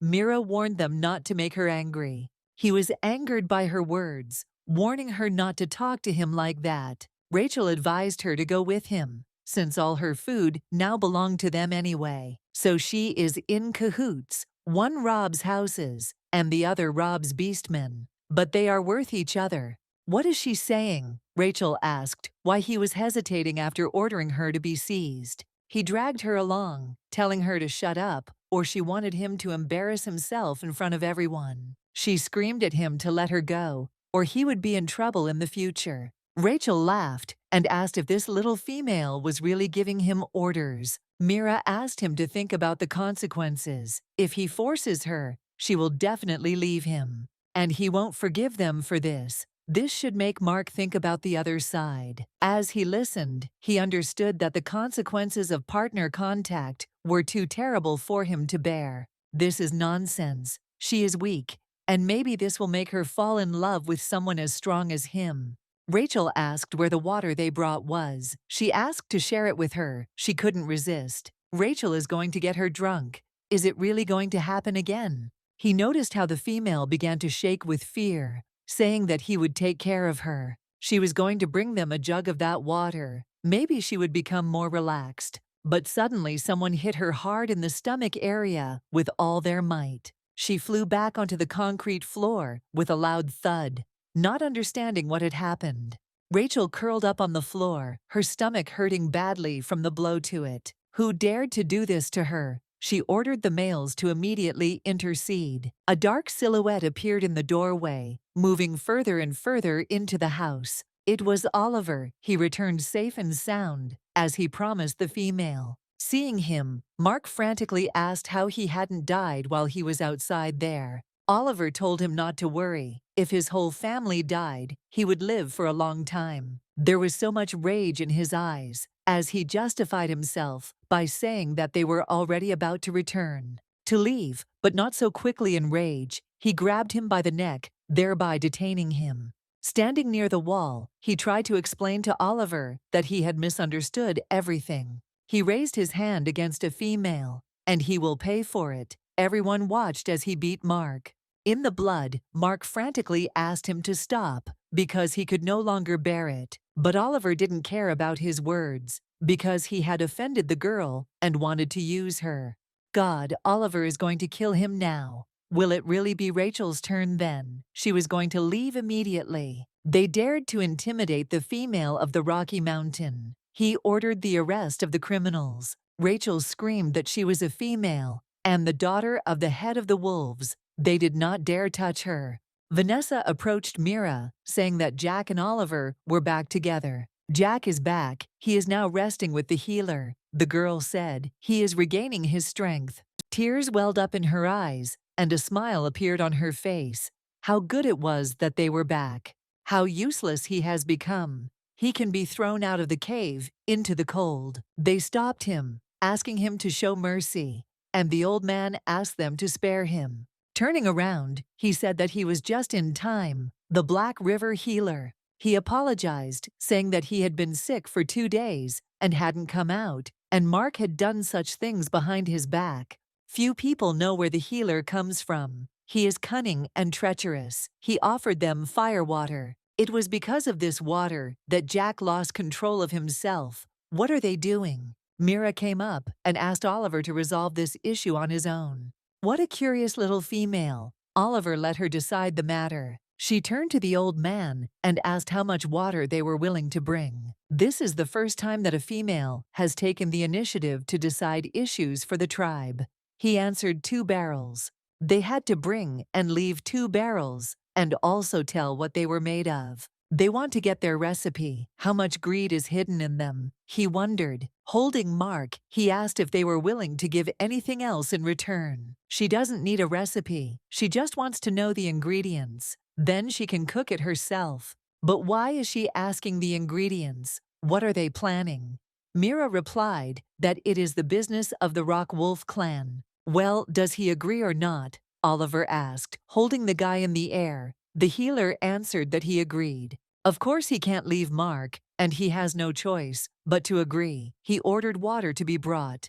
Oliver checked, and there were 2 barrels nearby. Now he has to tell the recipe. He reluctantly leaned over to Mira and whispered the recipe right into her ear. After listening to him, she understood what he had told her, memorizing the information so as not to forget. He left, saying goodbye, saying that they would see each other soon. What an unusual little female. Looking after him, she thought that this healer was somehow strange, and she needed to be careful with him. Exhaling, she decided to go to Jack to check on him, but suddenly Oliver falls, and she runs up, asking what happened. She touched his body. It was very cold. What could it be? Mira noticed the drawing, wondering where he got the tattoo on his arm from. The healer said that this was a star pattern, and they needed to go to his house to examine it. Opening the doors, he ordered Oliver to be brought in and laid on the bed. Mira noticed Jack. He was lying on the bed. Apparently, he had been resting for a long time. Looking at his face, I realized that he looked as usual, as if nothing had happened. The healer ordered everyone to leave, except Mira, and guard the door so that no one could enter. But what happened to him? The pattern of the star appeared, and the spirit of the beast awakened in Oliver. But why now? Mira asked what the star pattern was and what it could mean. Over time, the beastmen develop a star pattern, which signifies the awakening of the beast spirit and increases the wearer's combat activity. It is difficult to manifest and almost impossible, and many have failed, resulting in death. Horrified by the story, she realized that Oliver could die from this. Evolution is a test given by heaven, and if you fail it, you will be eliminated. The weak are eaten by the strong, and nature rewards the strong with respect. Such is the law of survival. It was the father who had to help him awaken and thresh the soul of the beast inside the boy. Oliver still can't awaken the soul of the beast inside him after so many years. The healer thought that his soul had already died out due to the death of his father. They did not expect it to appear so suddenly. Mira asked what could be done about this. They weren't going to just watch him die. She didn't want him to die like this, even though he had a bad character. But he helped so much. He was very kind inside. Jack woke up and heard the quiet cry of the little female Mira. But why was she crying? He got up from the bed. Mira noticed this and screamed that Jack had woken up. She pressed herself against him with all her strength, saying that Oliver was dying. The male did not understand anything. The healer explained to him that the boy's star pattern had awakened, and Jack understood what he was talking about. It is not surprising that he asked Mira to come in and see everything for himself. Oliver lay unconscious, and a blue pattern glowed on his shoulder. He looked at him. It was a silver frost wolf. Such is the will of heaven. He confidently replied that he could help him, but the healer was shocked. Jack slowly began to take off his clothes. He wanted to show them something. Mira saw a star pattern on her thigh. It also awakened the soul of the beast. The healer saw his pattern. It was the beast of the third star. He was shocked. Jack asked if his beast could appease the wolf's soul, and his uncle replied that he could. Falling to his knees, he asked for help for Oliver. No matter where they were, he would serve him. Looking at the female, he said that he could save him, but he wasn't the only one who needed Mira's help. When she heard this, she didn't understand how she could help, since she was an ordinary girl. He explained that he needed her and Oliver as partners, asking her for help. What? But how are the three of them in partners? How is this even possible? She looked at him questioningly. Only relatives can beg the soul of the beast. They are not related to him, and he will not only not save him, but can also harm him. And if the three of them become partners, then it will be equivalent to a family. At this time, he will try to tame the spirit of the beast and increase his chances. She thought of Jack as a partner, but she didn't think she would have two. Shouldn't marriages be monogamous to be fair? And now Jack is asking her to have two of them. It's crazy. Oliver still expects her to fulfill her promise. She cannot allow him to die. Jack held her tightly, hugging her. She didn't understand what was wrong with him. He tried so hard to protect her from other males, and was afraid that she would go to others. And now he had to let her go. Jack was shaking so hard, she could feel it. In fact, Jack is very unhappy with this idea. But he made this decision because of her, because they all owe their lives to Oliver.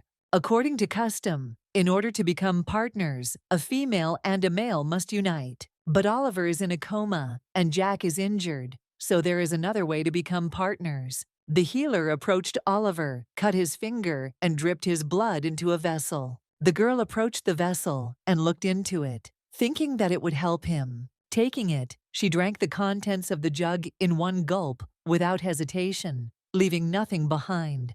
Taking the knife, she too had to sacrifice blood by cutting her finger. Kneeling down in front of Miro, he accepted the jug with its contents. Jack also drank the contents without thinking about well-being. Because the guy was in a coma, the healer gave him the contents to drink from his hands. She looked at everything that was happening, not understanding whether it was a hallucination. Apparently, this is the agreement. They are getting married exactly as it just happened. Oliver's complexion returned to normal, and the cold aura dissipated. Everything turned out well. Mira asked if their wedding ceremony was finished. The medicine man replied that everything went well. Oliver hates females, so much will he be angry when he finds out he was forced into marriage. If he dared to dislike her, Jack would kill him. Mira thought how cruel he was. But Oliver likes her, and he would like to be partners with her. He will only be happy. She didn't have to worry, because the contract concluded. In blood only lasts 3 months, and if she likes it, she can stay. But if not, she can break it off. But the little female thought that this contract was for the rest of her life. It's like a 3-month romance, although dating 2 at once is weird. Sitting down next to Oliver, he said that he could handle the rest himself, holding out his hand. Jack began to help him awaken and thresh the soul of the beast, hanging over him. Even Mira's heart began to beat, and she felt Oliver's heartbeat. She even felt the rhythm and breathing of their bodies completely while standing next to them. Oliver suddenly woke up, not understanding what was happening or where he was. The star spirit symbol was successfully completed. The Rocky Wolf clan finally had a beast spirit. His father would be proud of him. Jack was tired. Mira noticed how pale he was, and she asked him to lie down. Looking at the girl, he said that he wanted to return to their house and be there. He wanted to go home. Mira was surprised by his request, but very quickly agreed. The house returned to its previous state. Apparently, Vanessa and her males helped.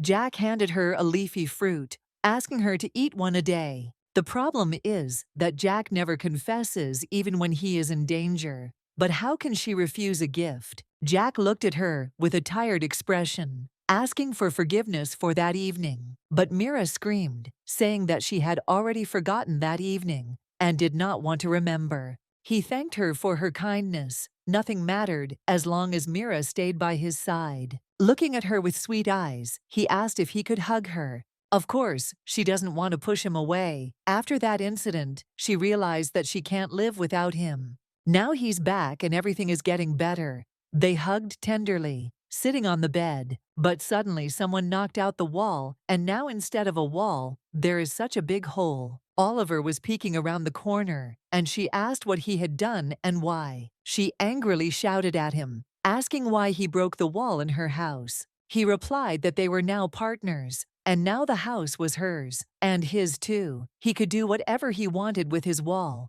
Mira screamed that he had completely lost his mind. He didn't care, he just wanted their houses to become one. But what if she then refuses to be his partner? Because he is not like Jack, he does not have a third-level beast. Mira listened to him saying that even if that was the case, it didn't give him the right to break down walls. The little female did not deny the partnership, which meant that deep down she agreed.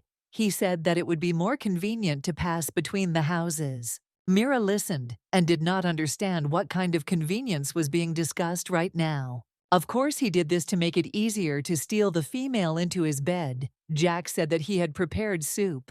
Joyful Mira ran saying that they would finally eat together. Looking at Oliver, he said that he saved him, and he helped him call the beast. Finally, he said that from now on, they will have fair competition. Fair competition means Oliver will do everything but let him win. Jack ignored his words as he walked away, but Oliver apparently hadn't finished speaking yet. He doesn't even ask him what he's doing here, being a beast with a 3-star spirit.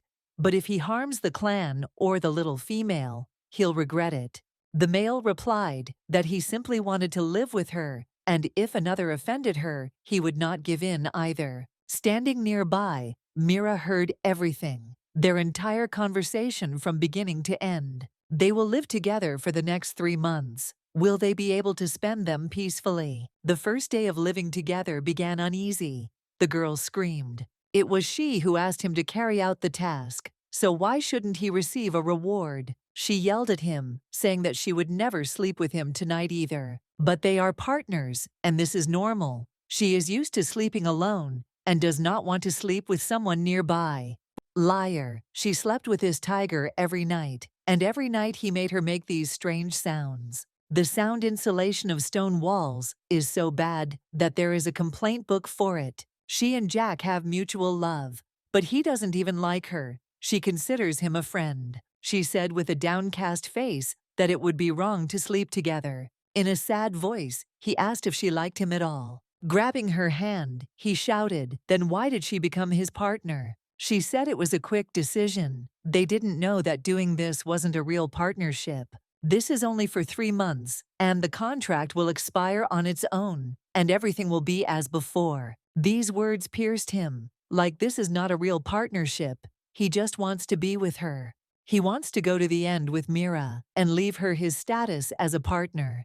He let go of her hand. He didn't want to scare her by saying that he had to go and carry out an important task. But why is he so angry? Maybe he really doesn't like females. Having burst into the healer's house again, he began to shout, calling him to come to him. He threw a sleeping bag into his hands, saying that Mira had given it to him. He didn't understand why he needed it. The healer looked at him, asking if he had quarreled with the female again. He said that she didn't like him at all, but Oliver loved her, but she didn't love him. Grandfather looked at his eyes filled with tears and asked him not to be sad and to tell everything. Jack and Mira walked to Vanessa's house, carrying something in their hands, apparently a gift for her. Mira knocked. Vanessa invited her in. She entered, but suddenly saw her on the bed, surrounded by males. She recoiled and ran out, driving Jack away, saying that it was too hot there. She asked Vanessa to call her as soon as she finished her business. "It's only daytime now," he replied, "that it's winter now, and the season has begun. When spring comes and fruits are plentiful, females give birth and provide safety for their young." Embarrassed, she didn't understand how to do this with 3 people,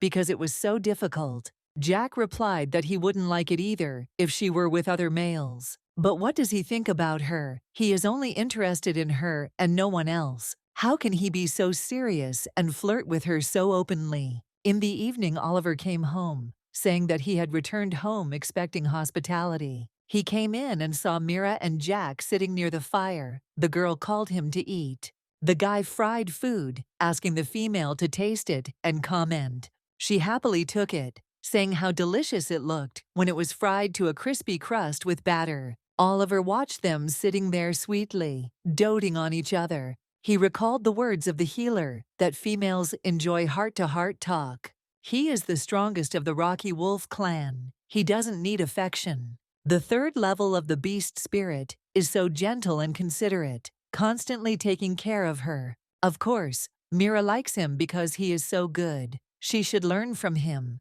He doesn't need to learn from the tiger, but if he doesn't want to learn, then he won't get peace. But how can he learn to be like he has never been before? Because he loves her. Mira felt cold at night, but Jack slept nearby because after that incident, he was afraid of hurting her. Suddenly, she heard strange sounds and didn't understand what it could be. Was it from the kitchen? Was it a thief? Oliver was sitting on the floor near the fire holding food. He spent half the night cooking. She looked at him, asking what he was doing. The guy hid the food, frantically saying that he was not doing anything here. Suddenly, he started throwing food around, saying how hot it was to burn his hands. She asked to look. There was nothing scary there, just redness. He stayed up half the night cooking. Didn't he really eat his fill last night? He will never admit that he learned to cook to make Mira happy. The girl pointed to his ears, saying that they were drooping, and they droop when he is sad. She looked at the mess,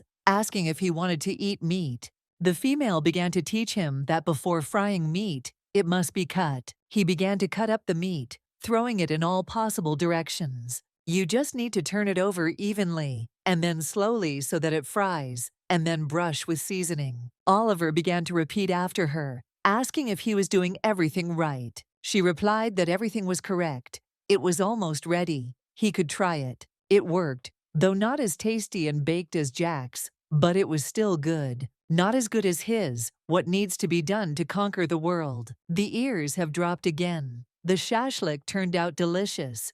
So why is he sad? Exhaling, he asked if she really cared whether he was sad or not. Mira didn't understand why he was so sad and lethargic as never before. She only cares about the tiger, and she doesn't care about him. She started screaming that he is also important to her. Oliver listened to her, asking if it was true, and he even felt better hearing that. She held his hand, telling him it was true, and he meant a lot to her. He was really good and helped her so much. She was grateful to him. Mira's hands are so small and soft. I really wanted to hold them forever and never let go. He only asked for gratitude, and that's all. Mira didn't know what to answer him. He noticed that her heart was beating wildly and seemed to understand everything, shuddering. Getting up, he asked if she liked him too. She didn't understand what to do. Oliver guessed everything. To deny it would be to lie, but if he admitted it, what would he do? He caught her by surprise. Mira had such a reaction. He understood everything, which means there is mutual sympathy. She gradually falls in love.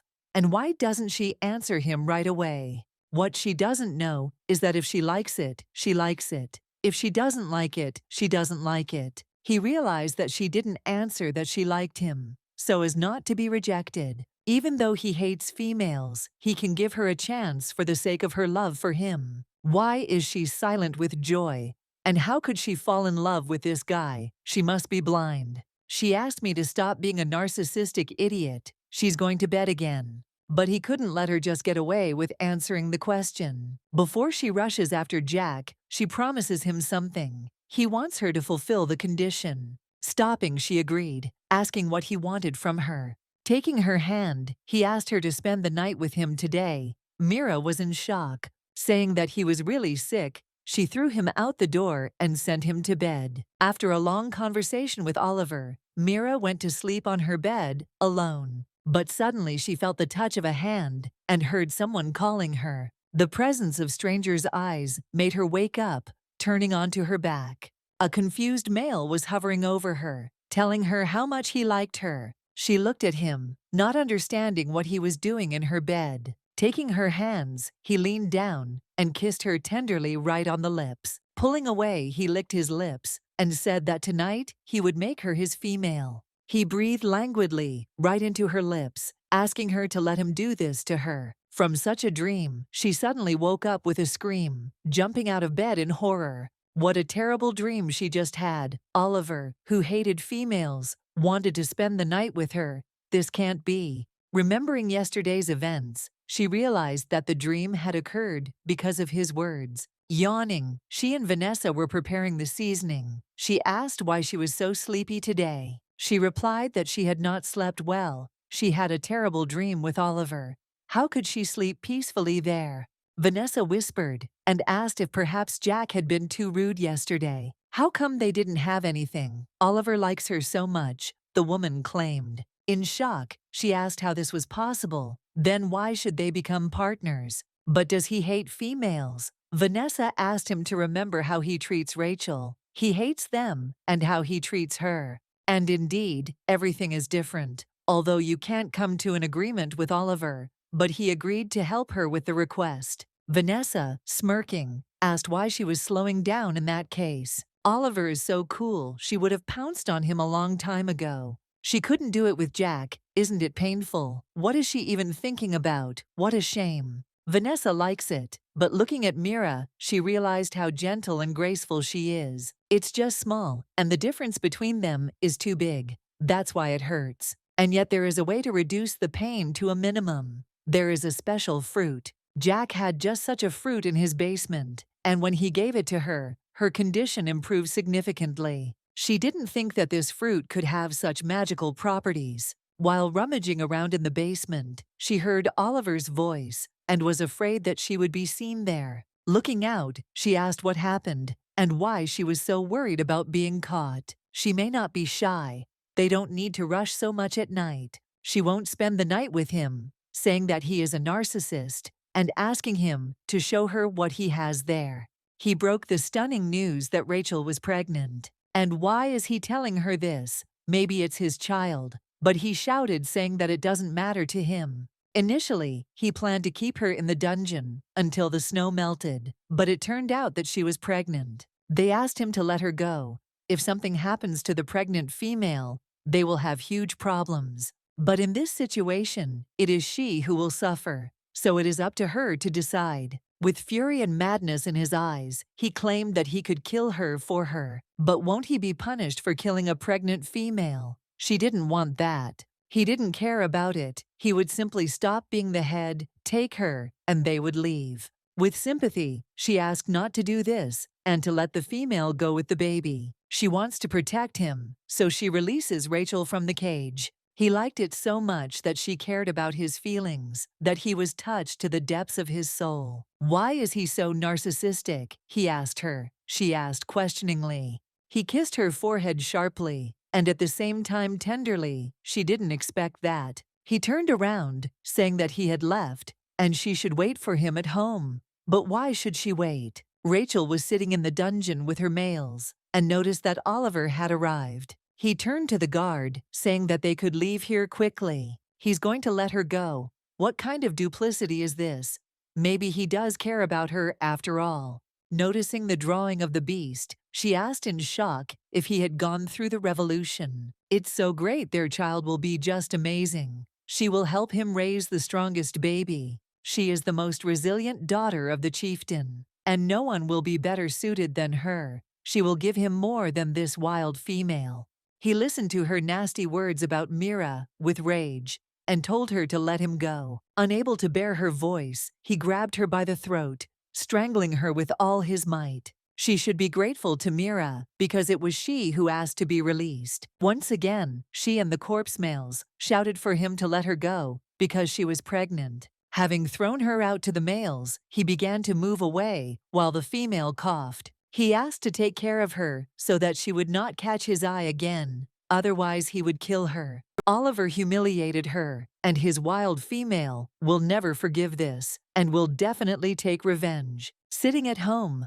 the partners enjoyed a delicious dinner by the fire. Looking at Mira, Jack asked if she had eaten her fill of soup and shashlik. Having answered that she was full, she thought about how she could tell him everything. If she had to choose a partner, she would want to be with Jack and no one else. Getting up, Jack said in a sad voice that he was going to bed, looking at the floor. Taking him by the hands, Mira stopped him, asking him to wait a minute. Looking at him with sweet eyes, she asked him to stay with her tonight. These words shocked the guy, not understanding what to answer. He looked at her. She sat on her knees, holding his hand. He looked at her, not knowing what to answer. Hearing this, Oliver began to be indignant at how she could suggest such a thing to anyone other than him. That is, she wants to spend the night with Jack and have children with him in the future. How could he say such a thing to her straight in the eye? The guy sat down, calming her ardor. Leaning over, he said that he was very happy to hear that from her. Oliver was extremely outraged, sitting next to them, listening to this with his ears. Standing up, he sadly began to walk away from them. Mira looked at him with concern. Reassuring the girl, he said that everything was fine, and the male went to his place. Jack decided to ask again if she was sure of her decision, if she would be scared. She frantically said that she was not afraid of him. She was only afraid of pain. While hugging her, he justified himself by saying that he had been wrong towards her that time. Having brought the fruits, she showed them to him, because Vanessa said that these fruits would ease the pain. There is no need to force yourself, even if she becomes his partner forever. He will always love her. She really wants to be loved, because she received too little of it in that life. She feels how well Jack treats her, so she didn't want to lose him. Asking if he loves her.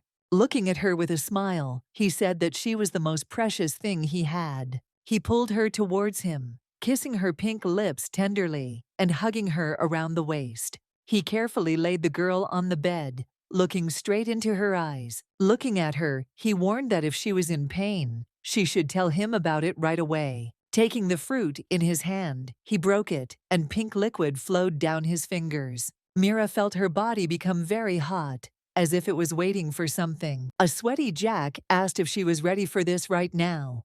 Closing her eyes, she not only couldn't speak, she was even ashamed to look into his eyes. Jack could see how shy he was being underneath him on the bed. Suddenly, something interrupted Mira's idyll, and she didn't understand what it was. Jumping up from her seat, she began to stop the guy. He did not understand what was wrong with her. Some familiar feeling made her stand up to see what was going on. Damn period, so untimely. Jack saw the blood and thought that he had hurt her again. It's not his fault, it's her period again. It's such a shame that her period got in the way of everything. Meanwhile, Oliver was gnawing on the blanket, thinking that he also wanted to spend the night with Mira. Vanessa laughed at the situation, saying that she has a strange body because at important moments it lets her down. She asked her to shut up, how good it was that the system had pads.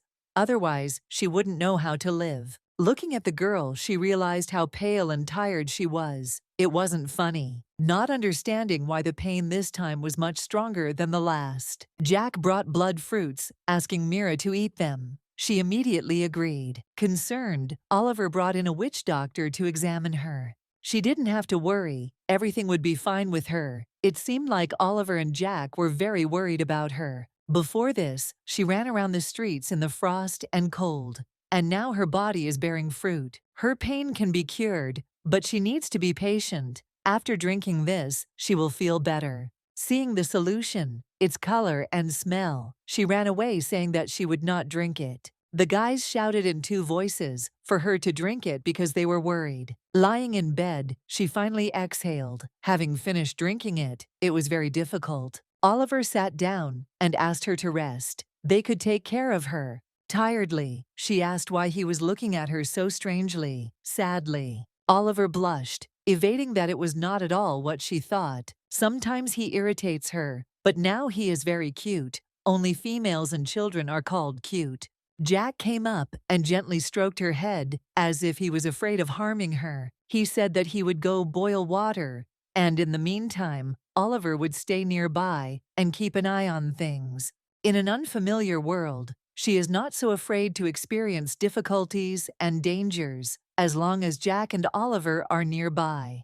In winter, this side has the most sunlight, and Jack and Oliver allowed her to go outside the cave and bask in the sun. This is the favorite place for females. In the cold winter, they come out into the sun and instantly warm up. Vanessa told her to thank her males for letting her out. The males must be worried about their females. She just got pregnant, and they don't leave her side for a second. Vanessa was also pregnant, but her tummy was flat. How could this be? She is looking forward to the birth of her child, wondering what he will look like. Vanessa angrily said that Rachel was not welcome here, with a stern look. With a haughty look, she walked towards them, saying that the sun was very good for her. She heard that Mira had a partner, so why is she still not pregnant? Is there something wrong with her health? Or is she unable to have children? Poking around in her thoughts, she had no desire to listen to her now. Rachel, seeing that she was ignored, was furious at how this could be. Hey, she was talking to her. Does she even hear her, or is she doing it on purpose? She pulled back, screaming that it hurt and that she shouldn't touch her in any way. This was her chance to play to the crowd. Although it would make Mira look bad, her stomach hurt so much that she did this to her. Mira didn't understand what was wrong with her. Vanessa began to stand up for her friend, claiming that this was nonsense and that she had not done it. Mira wants to kill her and her child. If she herself cannot give birth, then she will kill someone else's. People around her started looking at her with disapproval, but she didn't want that. She looked at her with a menacing gaze, saying that she would not forgive her if she lost the child. Suddenly, she ran up to her with all her might, pushing her, screaming that she was an evil wild female. Vanessa, who was standing nearby, saw all this, shouting Mira's name louder than anyone else. What's going on? She was falling down. Why did she push her? She didn't do anything. Jack was at home, feeling pain in his chest, and realized that something had happened to the female. Jumping up from his seat, he hurried to check what had happened to her. Mira was falling, gaining more speed with every minute. Vanessa held Oliver back, saying that if he jumped, he would break. Warning: the owner's life is in danger. The system starts the protection program. After a while, the girl woke up from the cold that surrounded her from head to toe. It was so cold, she fell off the cliff straight into a snowdrift of white snow. That she fell from a cliff and didn't have a single bruise. How is that possible? As she got up, she didn't understand what kind of strange place she found herself in. There is a rocky mountain there, apparently. In order to save it, the system threw it away. Standing under the snowflakes, she realized that the journey home would be long.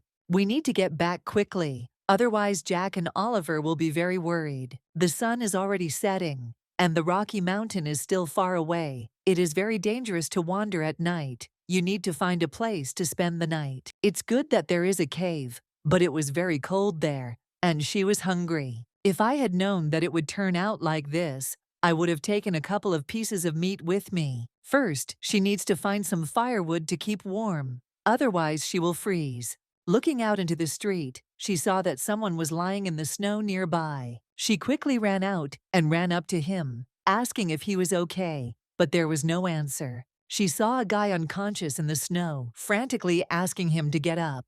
Looking at him, she saw a red spot and realized that he was wounded and bleeding. But if you leave him alone, he will die of cold. This cannot be allowed. As she picked it up, she realized how heavy it was. She couldn't carry it alone. Pulling herself together and gathering her strength, she began to drag his body through the snow. Having brought him into the cave, she lit a fire and sat next to him, looking intently. Looking at him, he was very handsome. He was probably also a beastman, she thought. But his clothes are not like the others. The fabric is completely different from what they wear. He is from where the standard of living is much higher. This can be seen from his fabric and jewelry. I wonder where this place is. After some time, the guy woke up and did not understand where he was and how. And what about that guy who was following him the whole time he was outside? Looking around, he saw a sleeping female next to the fire where he came from. Looking at his body, he noticed that his wound was bandaged, apparently by this girl. But why did she do this? And for what purpose did she bring him into the cave with care?